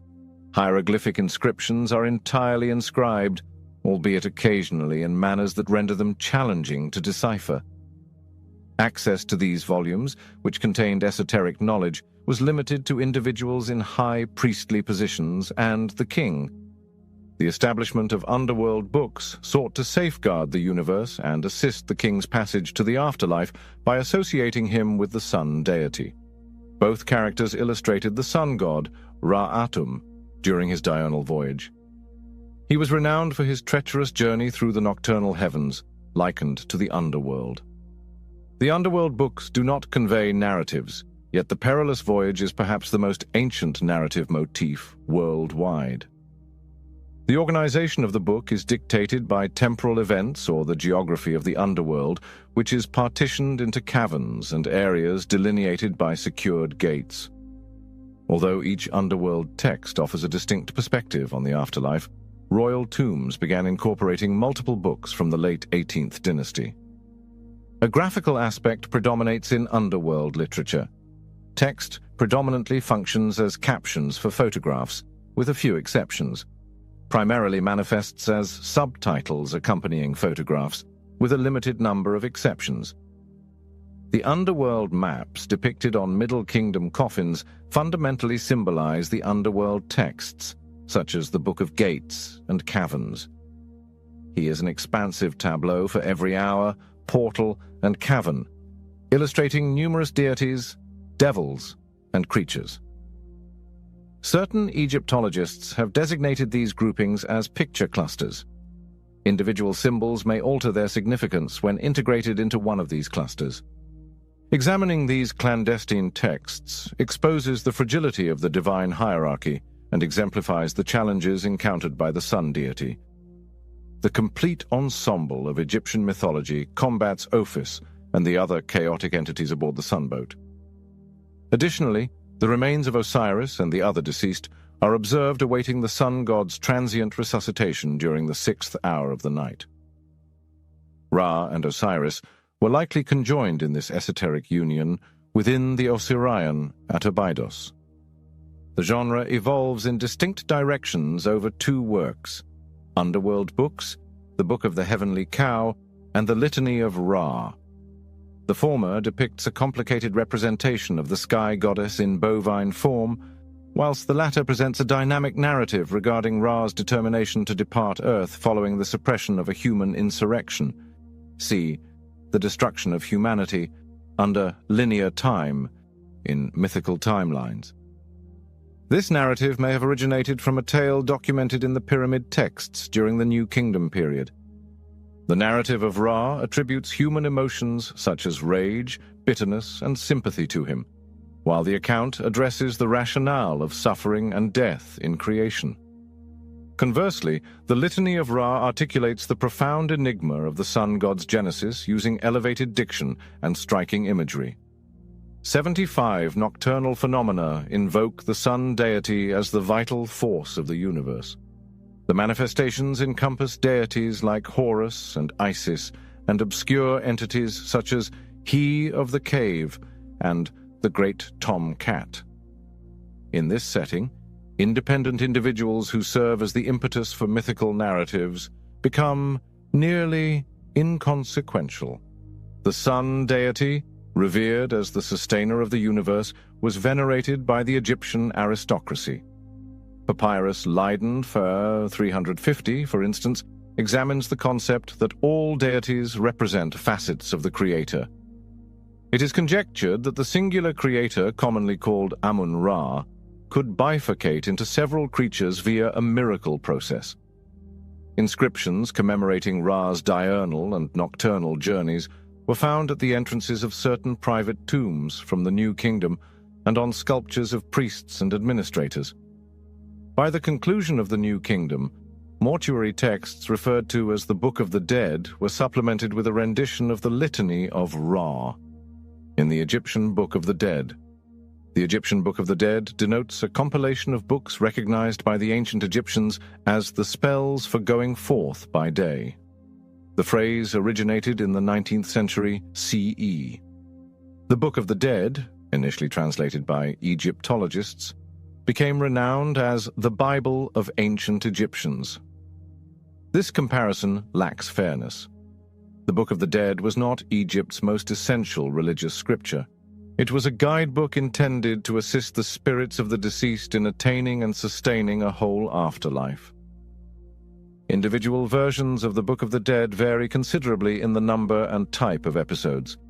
Throughout a millennium, the compilation encompassed over 190 spells or formulas.